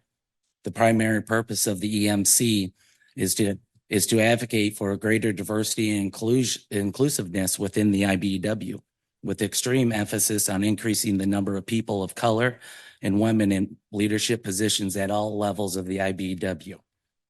Our Veterans Committee was established in 2018. The IBEW Veterans Committee serves all of those who have served, building community and strengthening veterans' voices within the IBEW and throughout the entire electrical industry. They work to assist, provide guidance, and support IBEW local unions in building veterans committees designed to mentor young veterans and bring veterans issues to the forefront of the IBEW. Few of the programs I've got listed up there that we specifically work with. We assist veterans with career opportunities as they transition from military life to civilian life. Veterans Electrical Entry Program, or VEEP, that was developed by our apprenticeship program, the Electrical Training Alliance, and they run that. Viper, the veteran internships providing employment readiness, Viper transitions. This one was created and modeled off the VEEP program by an IBEW member that went through an IBEW NICA apprenticeship post military activity, active duty. And then Sam mentioned helmets to hard hats. We work with them as well. From 2019 to 2022, there were over 3,200 successful transitions from helmets to hard hats into IBEW NICA apprenticeship programs. IBEW partnerships. National Electrical Contractors Association, or NECA, is a direct partner of the IBEW that represents over 70,000 electrical contractors that employ IBEW electricians across the country. They were formed in 1901. The Electrical Training Alliance. The Electrical Training Alliance, formerly the NJTC, was created in 1941 by the IBEW and NECA. They work with various experts to ensure that electrical apprentices in the organized labor movement have access to the most up-to-date training initiatives, and that they are the leading publisher of education materials for the electrical construction industry. Today, the ETA has developed into the largest apprenticeship training program of its kind, having trained over 350,000 apprentices without cost to the taxpayers. Students in the ETA training programs earn while they learn. This also creates new tax revenue for the economy. Each year, participants in the programs pay in excess of $600 million in taxes. The ETA has developed programs and educational material for residential electricians, journey level linemen, journey level tree trimmers, journey level inside wiremen, that's your commercial and construction electrical workers, and then telecommunication and VDV installer technicians. That's all your low voltage fiber optics and computer cabling. So the core curriculum. The core curriculum listed on this slide is for the residential and inside programs.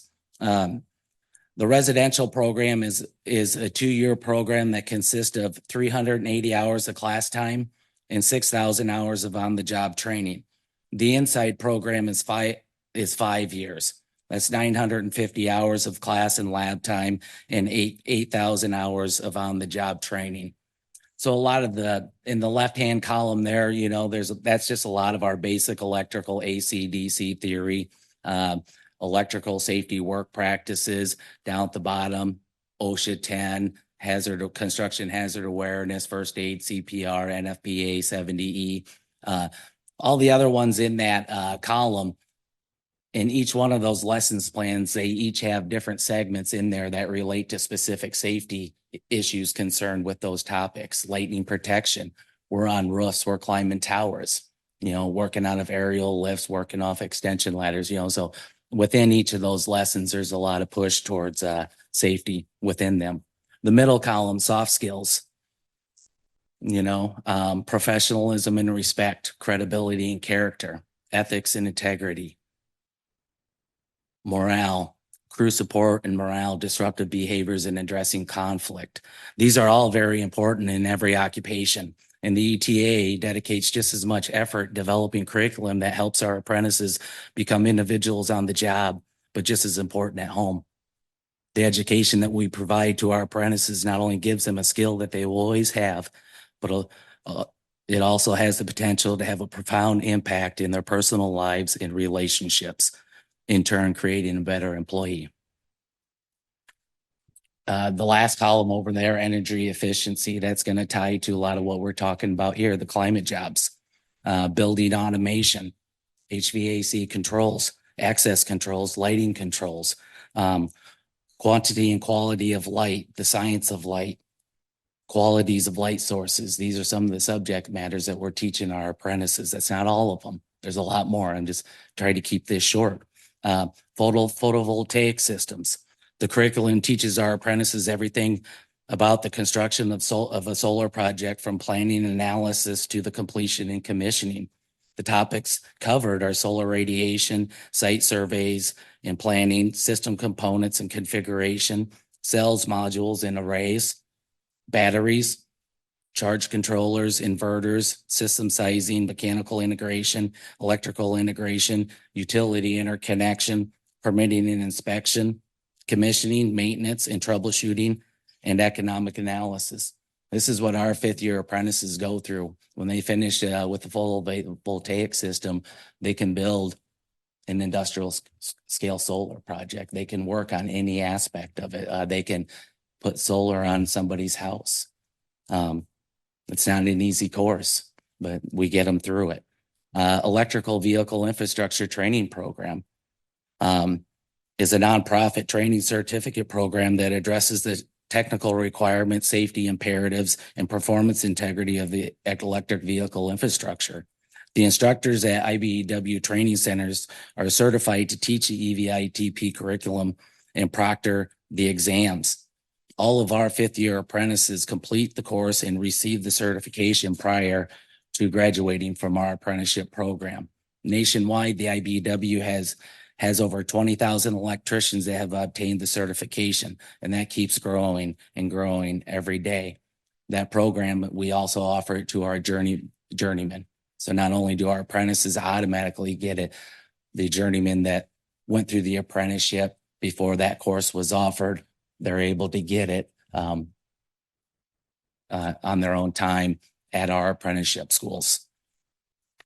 So now I talked about that. Now I want to move into collective bargaining, wages, fringes, benefits. What do we have that makes us so expensive, basically? right? Basically, we negotiate our contracts every 3 years. You look at the benefits, left-hand column, health insurance, pensions. We have 3 different pensions. 401k and Roth 401k, those are voluntary things that we have. Someday I hope to negotiate matches from the employers. Incentive pay for first aid, CPR, and OSHA 10. We put emphasis on safety.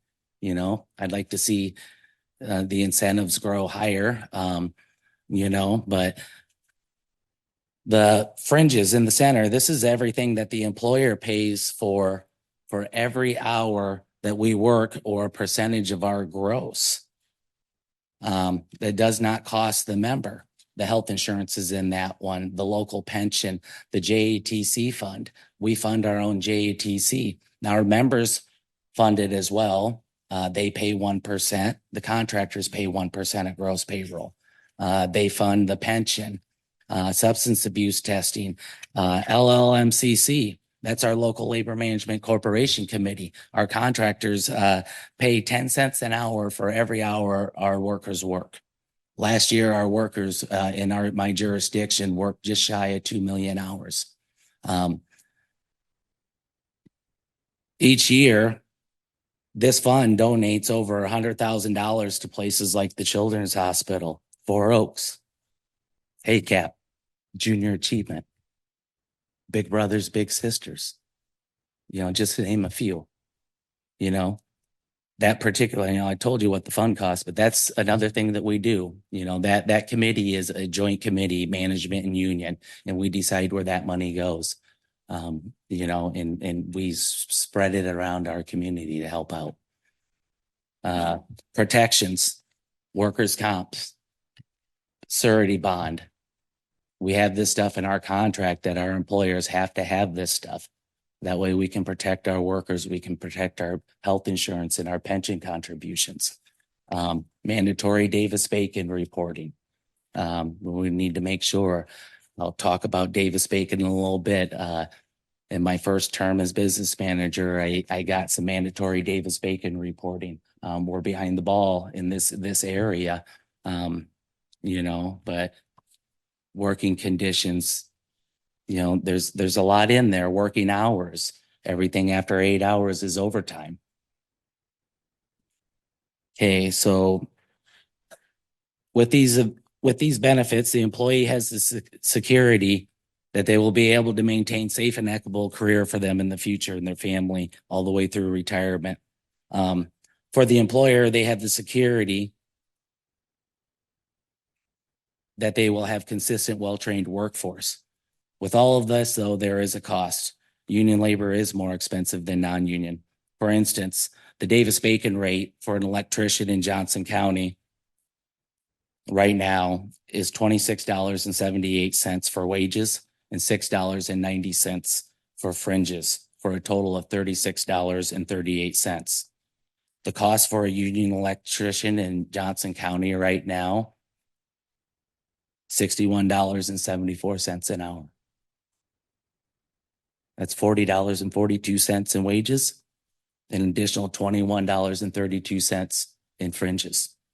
For the past 12 years, we have not prevailed in any of the counties in our jurisdiction, but our employers have been consistently able to secure work on prevailing jobs, even though they were bidding against non-union employers that don't offer the same wages and benefit packages.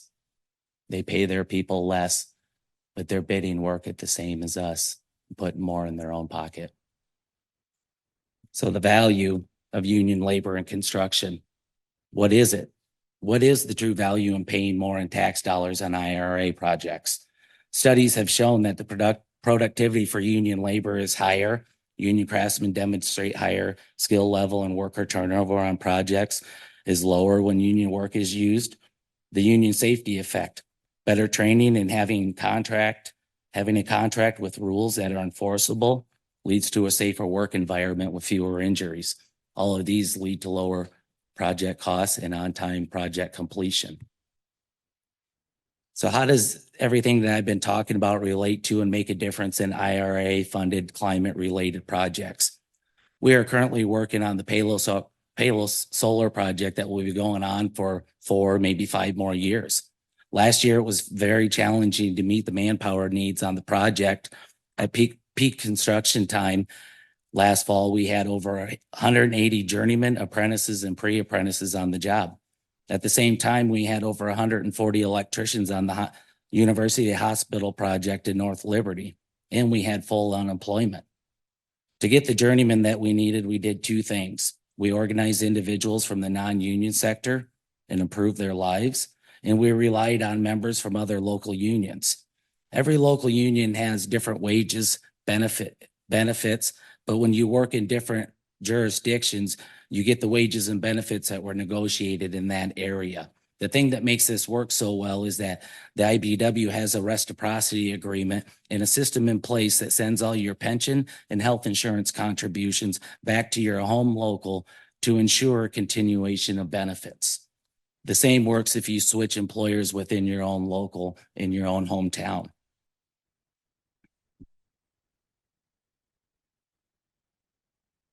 The second thing that we did to secure workers for the project was that we reached out to the community to offer entry-level positions with a path into the apprenticeship, specifically the underrepresented community members. The IBEW has been partnering with the U of I Labor Center on their quality pre-apprenticeship programs in Iowa City, and we were able to put some of their graduates to work. When we were at peak on the project, there were over 75 women and people of color working on that project. To date, half of them have applied for our apprenticeship program and 5 of them have been accepted. This is a win for everybody. As the IRA funding rolls out and the projects are taking off, the challenges of meeting workforce needs are going to increase. Unions are positioned to secure the work and to provide excellent training and career opportunities to anyone looking to improve their standard of living. Thank you.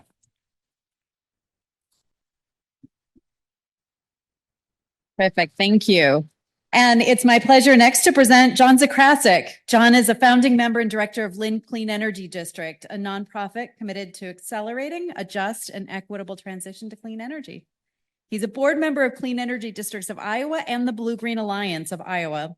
He's worked in the energy industry over 25 years, managing large information technology projects. Since the 1980s, he's been engaged in addressing environmental issues, climate change, and clean renewable energy.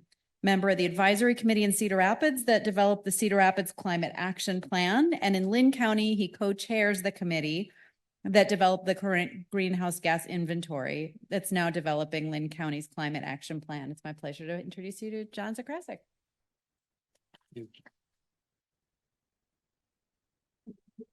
So just a little bit about Lynn Clean Energy District. It was formulated in early 2020, and it just has a very simple mission to accelerate a just and equitable transition to clean energy. So we work in the community, and you can see some of the things we do. We're very dedicated to making sure where we live here in Lynn County, we're moving as fast as we can on all the solar, and then in the energy efficiency and the climate action plans in the community. And we're part of the Clean Energy Districts of Iowa. There are 12 that are located in different counties throughout Iowa, and we're really working hard to expand our footprint so that we have these local energy districts providing services. Sorry about that. And they do a lot of things to make sure a new district knows what to do and has access to lots of materials. They monitor policies at the state level, and they're really working on making sure we can get clean energy districts, just like we have soil and conservation water districts throughout the entire United States. It's a very ambitious goal.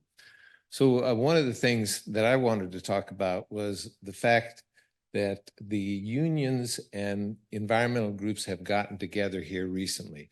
I know I've been involved in environmental activism for a very, very long time. And one of the things I always thought about is, geez, we've got all these groups across all of Iowa. Wouldn't it be nice if we could all get together on a regular basis and really start to share what we're doing and dramatically increase our impact? Well, that really never happened. There were a lot of attempts at it. But then back in 2021, with our outstanding facilitator, Robin Clark Bennett's help here, we got 40 groups together, unions and environmental groups across the state. And we came to an agreement on how those groups would work together. And we've been meeting bi-weekly ever since then. And it's been astounding what it's done for us. Now, suddenly we all know what each other's doing. When policies are coming up in the legislature, we know about them. When there's a solar moratorium in a county, we know about it and we can take action together. So this has been a phenomenal success.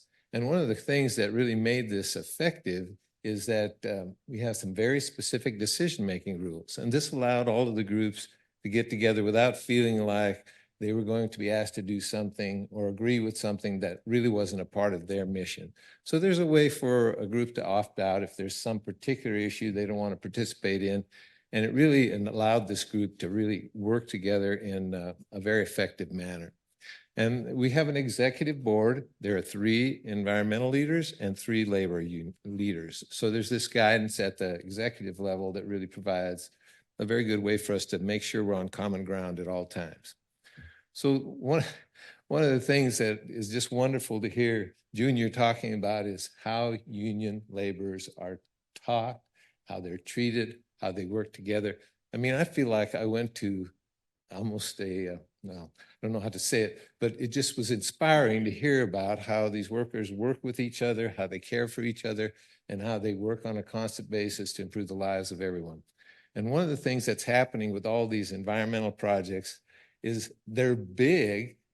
Solar projects can have 200 or 300 people on them when they're being built. And then when they're done, they have almost no one on them. So the ratios between who's doing the construction and who's now employed to do the maintenance can be as high as 100 to 1.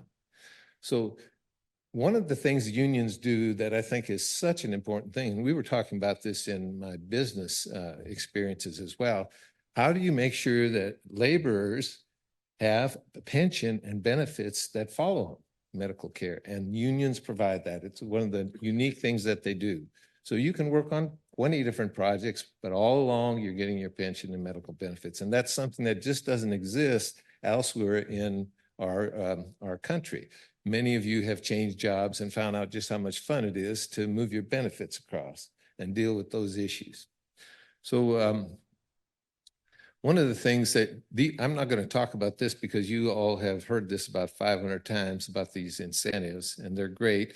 And one of the things I do want to mention, and I'm sure that Bree will talk about, is the Blue-Green Alliance and how they've been so effective in providing educational materials. The other thing I wanted to mention is we had 2 very large solar projects in Linn County. One was Coggin Solar and the other one was NextEra's Duane Arnold Solar 1 and 2. Those projects would not have been approved without the union laborers coming to those meetings. When they initially started, they were incredibly hostile, and we had the Planning and Zoning Commission actually vote the Coggin Solar project down. But as a result of that, Clenera, the developer, agreed to work with union labor. Union labor agreed to support them, and suddenly it balanced things. And at the end of the day, those projects were approved, and they were approved in being able to use union labor. And the people that were opposed to those also got some benefits out of them. And they've continued, labor has continued to stay involved here through the solar, Duane Arnold Solar 1 and 2, and then also through a solar moratorium in Linn County where we had to revise all of the regulations. Union labor made sure those regulations were not overdone to where they would prevent these large solar projects from continuing. And then the other thing I wanted to mention is you've seen all of the emphasis on energy audits. I've been working with the unions to see if we can't find some ways to train a lot of energy auditors up, both for residential and in commercial buildings. The unions already have programs where they train people to do these services, especially for the large commercial buildings. And I'd like to see those put together where you can really make them effective with the IRA.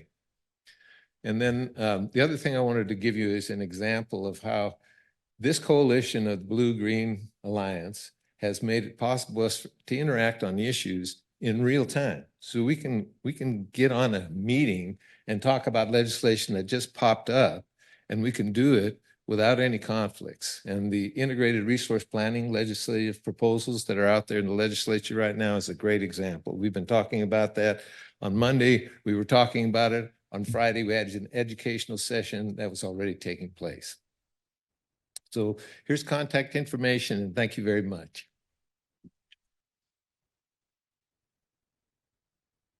And I'm pleased to introduce our final panelist, Bree Halverson, made her way through the snow from Minnesota, and we really appreciate you being here today. Bree is the Midwest Field Director for the Blue-Green Alliance nationally. She began her career at the St. Paul Regional Labor Federation and became the political director of the St. Paul Regional Labor Federation. She was also state director for Rewiring America in Minnesota, where she focused on policy to raise workplace standards like the minimum wage, fair scheduling, and other issues. Bree has a political science bachelor's degree and a master's in advocacy and political leadership from University of Minnesota. And it's my pleasure to introduce you to Bree. Okay, here I am. Okay, we'll just get going. Hi. Uh-oh, what do I do? This is this. Let's not power off the system. So let's Yeah. Okay. Woo! All right. Happy last speaker of the panel. I am really aware that I'm between you and your weekend plans. So, yes, I am Bree from the Blue-Green Alliance, and this is who we are nationally. We are a national organization, but we were started in Minnesota, and we do have a bunch of states, and this is what we work on across all of our states. It's a lot of issues. And so with Robin doing all of the great sort of organizing that John touched on and that kind of stuff, she came to us and said, hey, should we hook up and work on all of these things in Iowa? And we said, this sounds great. And so what John talked about is how we are trying to move the same kind of policies we do in our other states. And so you can go on our website and see what all fun states those are. I am here to talk about a little bit about IRA and the different labor provisions. Luckily, I don't have to touch on Davis-Bacon, prevailing wage, registered or partnership. I'm going to focus or project labor agreements because that was done very well. I'm going to focus in on community benefit plans and community benefit agreements. And so I apologize a little bit. This is kind of new for us. We're trying to figure out how to work with different people who want to make sure that they are working on community benefit plans and community benefit agreements when it comes to the IRA. And specifically, so like we have some tools, but this is new. So we're going to do this together. So that should be great. I will just get here to talk about domestic content, because the reason why I'm not going to talk about domestic content necessarily, you already learned that very well. But for us, we are looking at domestic content because we are hoping that these incentives that are in the Inflation Reduction Act, right, start to reshore or think about manufacturing in especially the Midwest, right? Midwest is known for manufacturing, specifically Iowa. Iowa has a grand manufacturing tradition, and we want that to continue. And so we are hoping that, these incentives, right, inspire people to either apply for these tax credits if they already have domestic content, or maybe expand or reshore some of that manufacturing. And so you can see we have some IRA manufacturing investment tax credits and all that good fun stuff on our website. So they're going to be looking for what a high road job or a project is. And so the panelists here talked about high road jobs in the construction trades, and they are the experts, and you should talk to them. But we are just trying to think about, and specifically to what Cody talked about around sort of like, how did this investment like lift all boats, right? How are these just sort of like making sure that all the jobs are good, not just the construction jobs, but the manufacturing jobs as well? And how can like people who traditionally didn't see themselves in a manufacturing career or other careers can get the same sort of like great benefits that our construction trades get at their job as well? And so these are just some of the things that they look for high road jobs and high road projects. But we have a checklist, so you can think through about how to do that. But the challenge was, how do we keep track of that, right? How do we know? How do we know that these are going to be high road? And so the federal government, specifically, I think the Department of Energy is the first kind of out of the gate thinking about the community benefit plan. And so they want to make sure you're watching, and as you apply, right, you're thinking about how you're doing Justice 40, how you're doing DEIA, so that is diversity, equity, inclusion, accessibility, and then engaging with labor and communities. And communities are defined by the different sort of like disadvantaged communities that they have based on their department. And so, that has been a challenge. And so making sure that you're engaging with labor and communities is just really important, and making sure that like the jobs you created could also be compatible with collective bargaining agreements. I think what's going to be confusing is when you see acronyms, there are community benefit plans. That is something that you write in your application, like we're working on this. And then there's the community benefit agreement. And if there's any sort of law students left in the room here, that is actually like a document that is like a legal document where you're setting up what the parameters of the agreement are. Similar to a collective bargaining agreement, not the same as a collective bargaining necessarily, but in sort of like this is an agreement. So, but we want to make sure that the agreements you write will allow for collective bargaining. So that's actually important to these sort of mechanisms. The reason why I put workforce development in here is because this is what everybody worries about when they're thinking about, okay, I want these investments. I want to think about workforce. How do we get workforce? How do we bring people in? That kind of stuff. Going to the building trades is a really great start, right? Like as we just like learned, they have this extreme network of figuring out how to, get the right amount of people on the job. Then how do you do that for the jobs that are in the inside after the thing is finished, right? And that's where community engagement, that's where local hire with the community, that's where working with other unions, working with the labor center who knows how to think about just other sort of aspects of the community, talking to Cody, making sure that, right, that they are accessing sort of the disadvantaged communities that may live there. Also tackling some of the problems that may arise when a community is like, wait, this is a development that's coming. So, and like making sure that they feel like they have a voice. And I think the tagline for the Blue Green Alliance is that workers shouldn't have to choose between a really good job and a healthy environment. And so that I think is just sort of the mantra when thinking about pulling the community in. And the labor movement, labor unions, they are the community. They're in the community. They're working with the community, as Junior sort of highlighted and John highlighted very well. So they're just a good first stop to figure out how to engage in a community benefit plan. Here are the resources that we have tried to pull together to like help you navigate all of the things when thinking about putting together a community benefit plan or your application. They are dense, for lack of a better term. So figuring out who can help you navigate, hopefully this whole day has helped you do that. But I think like the one sort of like takeaway that I want to like think about here is as we're thinking as community leaders, as stakeholders, as people who care about making sure that this IRA investment is actually really investing in our states and our local communities, is what is the transparency and accountability mechanisms? And I think that's where law students, that's where lawyers, that's where do-gooders can come into to activism here in a little bit to think about,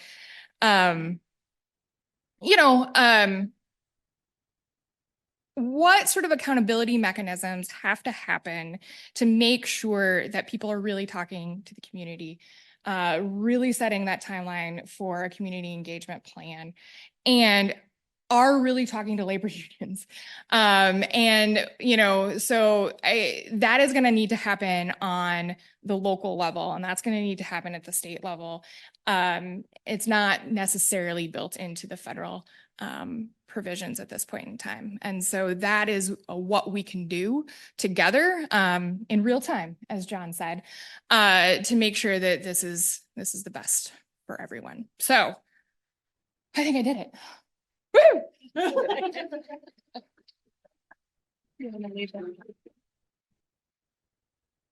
Thank you so much to our panelists. And so we do have a bit of time. We have about 15 minutes for questions that come from the group or online. And so I have a question for Samantha Groark. Please explain the production tax credit and its relationship to prevailing wage, et cetera. Okay, the production tax credit question will have to go to someone who's well versed on the tax credit portion. If it's applicable, which I think it is, then prevailing wages would need to be paid to all laborers and mechanics who are employed on that project, for then that project to become eligible for that tax credit.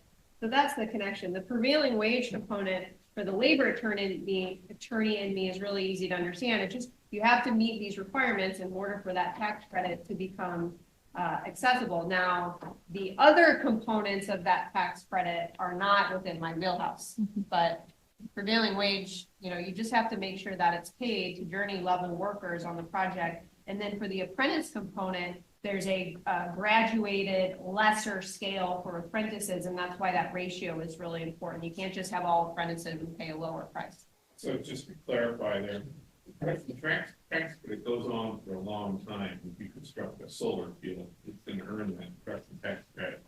So the prevailing wage part goes to the construction of it.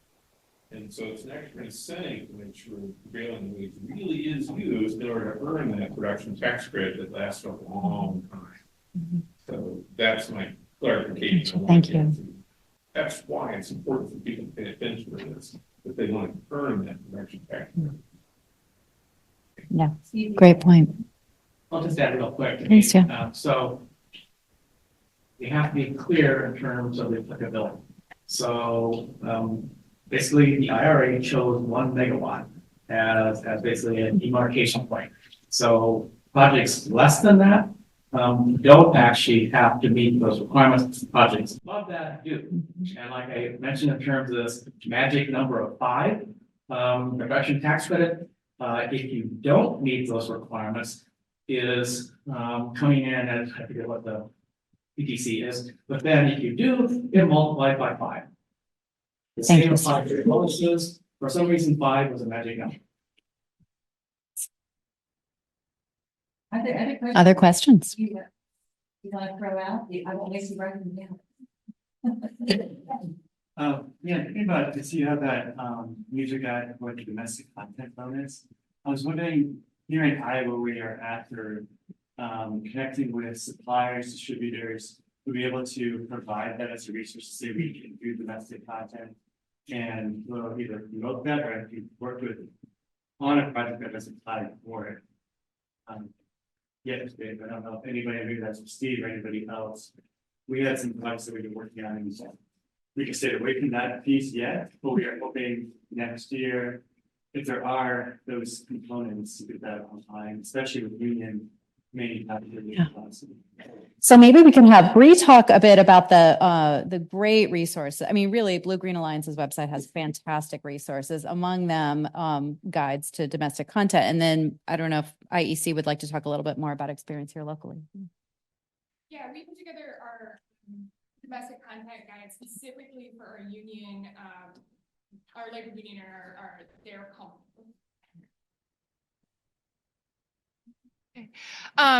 So we put that together specifically for our industrial unions, so they could work specifically with their employers to figure out how they can apply for different sort of domestic content. And so our federal team that works on industrial policy is actually working on that with them together. And so that's how they're doing that. And if there's ever a time that like you would like to talk to them to figure out how they're doing that with those companies, I'd be happy to connect you to them for that resource.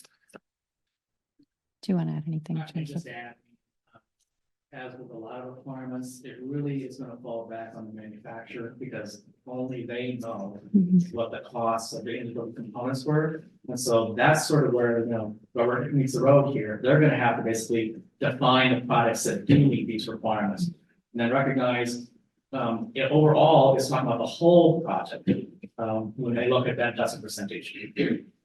This is actually working out really well to combine the Q&A for both panels. So I think that's terrific. And Sam had a question actually for Junior. Before that though, are there law students still in here? Some, maybe? We have. Okay, well, if there's some listening too, this is a great space, this intersection for anyone that wants. So I practice law. I work with labor unions. We work with our unions as attorneys. We work with environmental groups as attorneys to help navigate this space too when it comes to compliance. There's a lot of work within the labor and employment world with respect to wage and hour, prevailing wage enforcement, working with unions and their collective bargaining agreements. I think the bar nationally has recognized labor and employment's a really growing and exploding field because there's not only this work, but there's all kinds of compliance with respect to this space. And I would just encourage you to consider this route. And when you're considering career options, it's really good to feel like you get to do something good in the world in addition to practicing a pretty well-paying, good career with some mobility. So I'd encourage you to think about a career in this space if you're a law student. My question's for Junior. So one thing that we didn't mention with respect to electricians, and maybe that's because we've been really efficient with our time, is electricians and plumbers are the only two licensed trades in the state, meaning you have to have a license in order to practice those work. Can you talk about why the licensing is important and also how your apprenticeship programs stack up with respect to people being able to ultimately get their licenses? Licenses are kind of like bar licenses. We had to take a bar exam to be able to practice law. The same goes for electricians and plumbers in the state. And I'll note that these licenses are always under attack by various political groups. Earlier in the legislative session, someone said, well, you can just go to Yelp to figure out if someone's, a good or a bad contractor. So that was a really long way to ask that question, but you can see I missed points in my presentation as well. So licensing is very important, specifically like the EVITP certification program.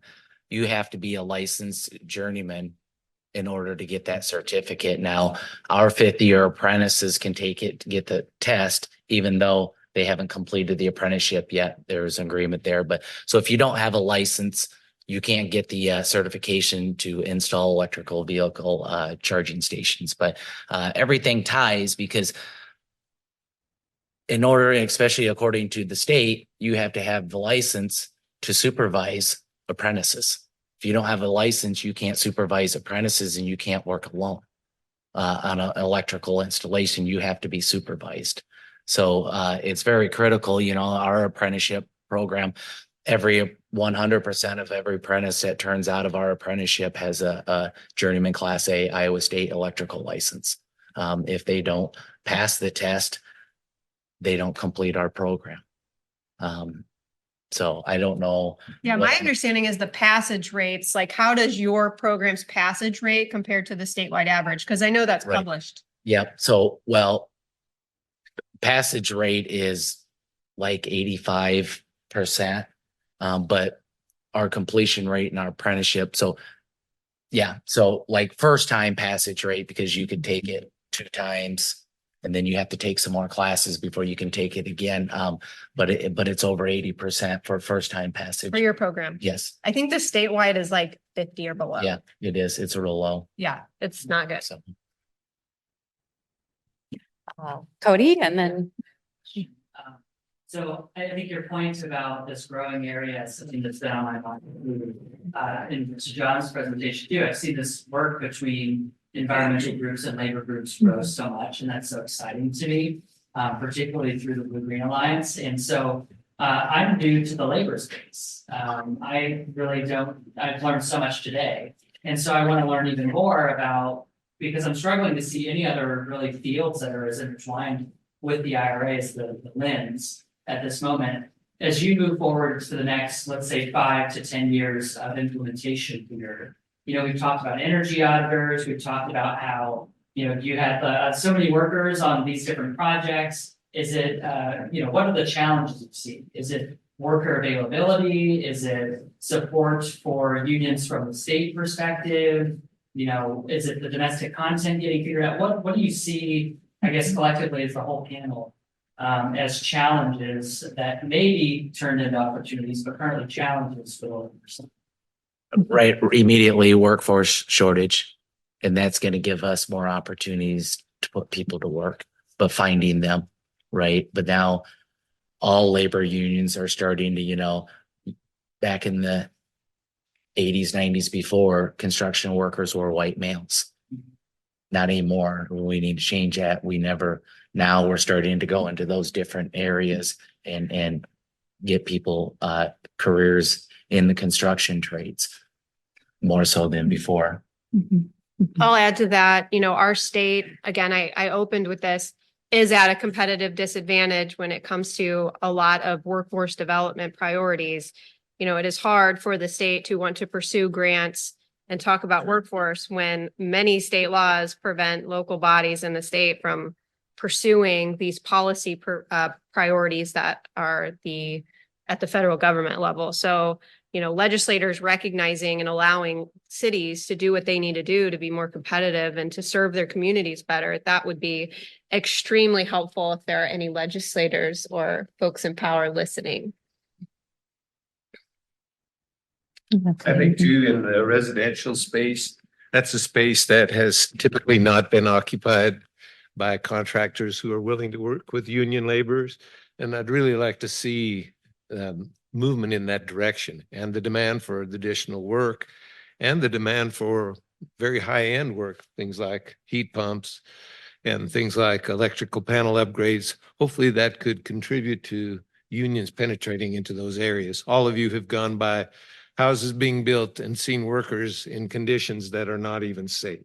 And both the safety and quality of work would be enhanced if we could get the unions more involved.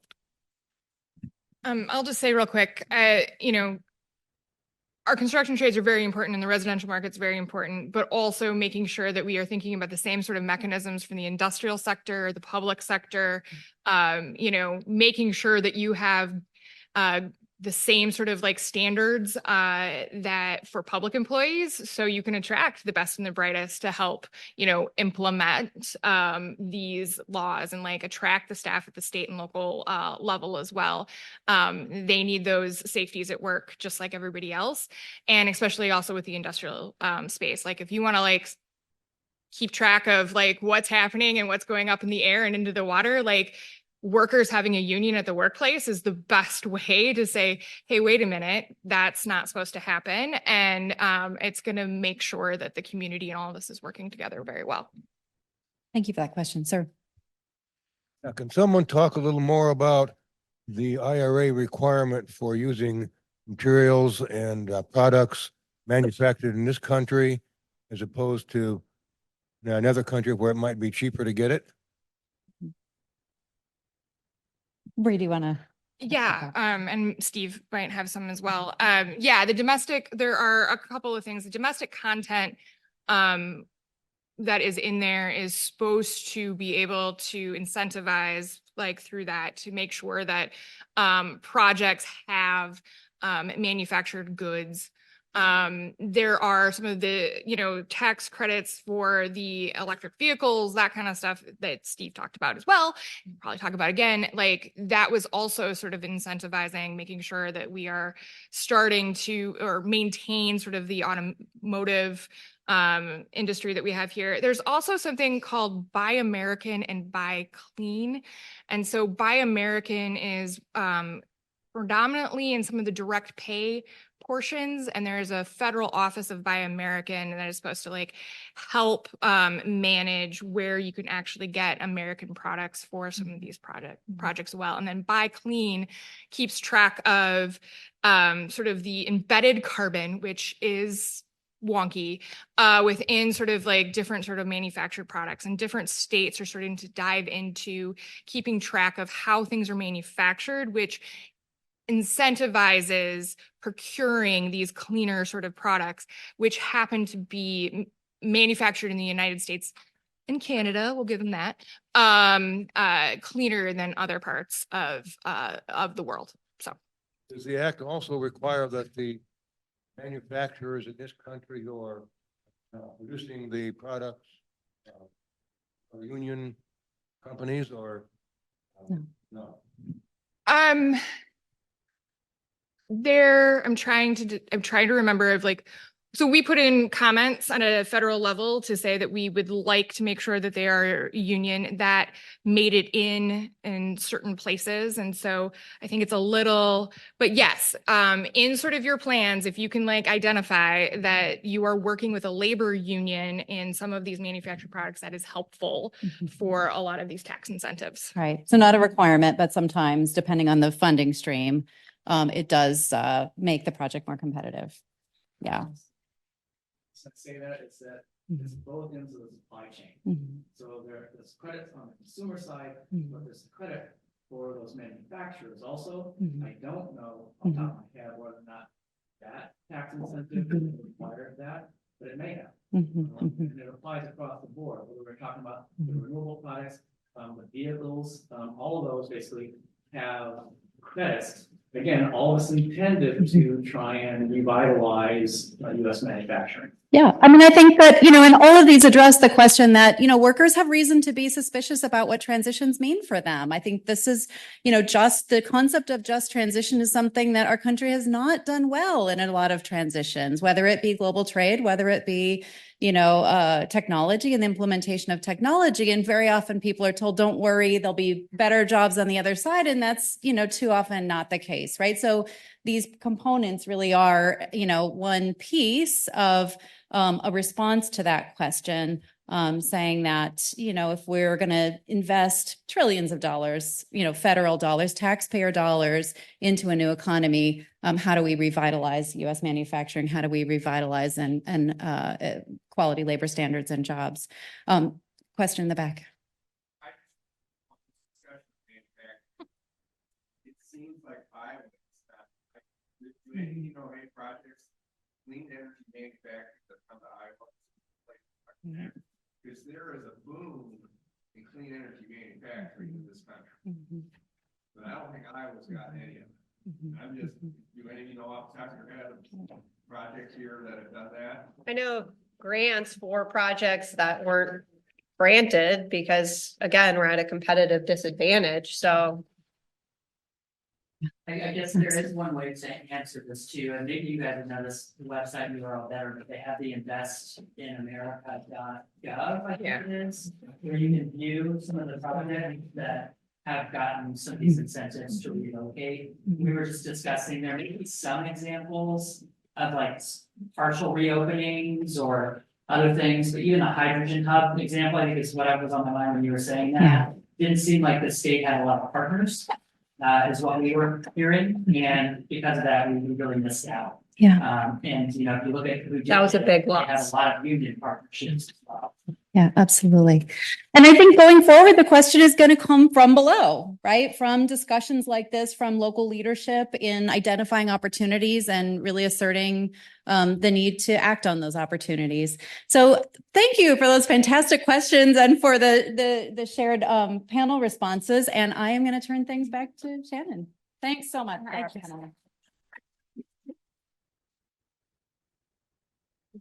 I just want to say thank you again to members of both panels for just really rich presentations. I mean, the slides I know will be resources for people. And we have just begun a discussion, which I think more than one panelist has basically noted has to happen now and very quickly. And yet every day new rules are coming out, new guidances, right? So it's a moving target, and I hope we will all continue to follow it and be part of the discussion. So thank you all for being here. And I encourage you to informally, right, continue the discussion for as long as you would like. Thank you.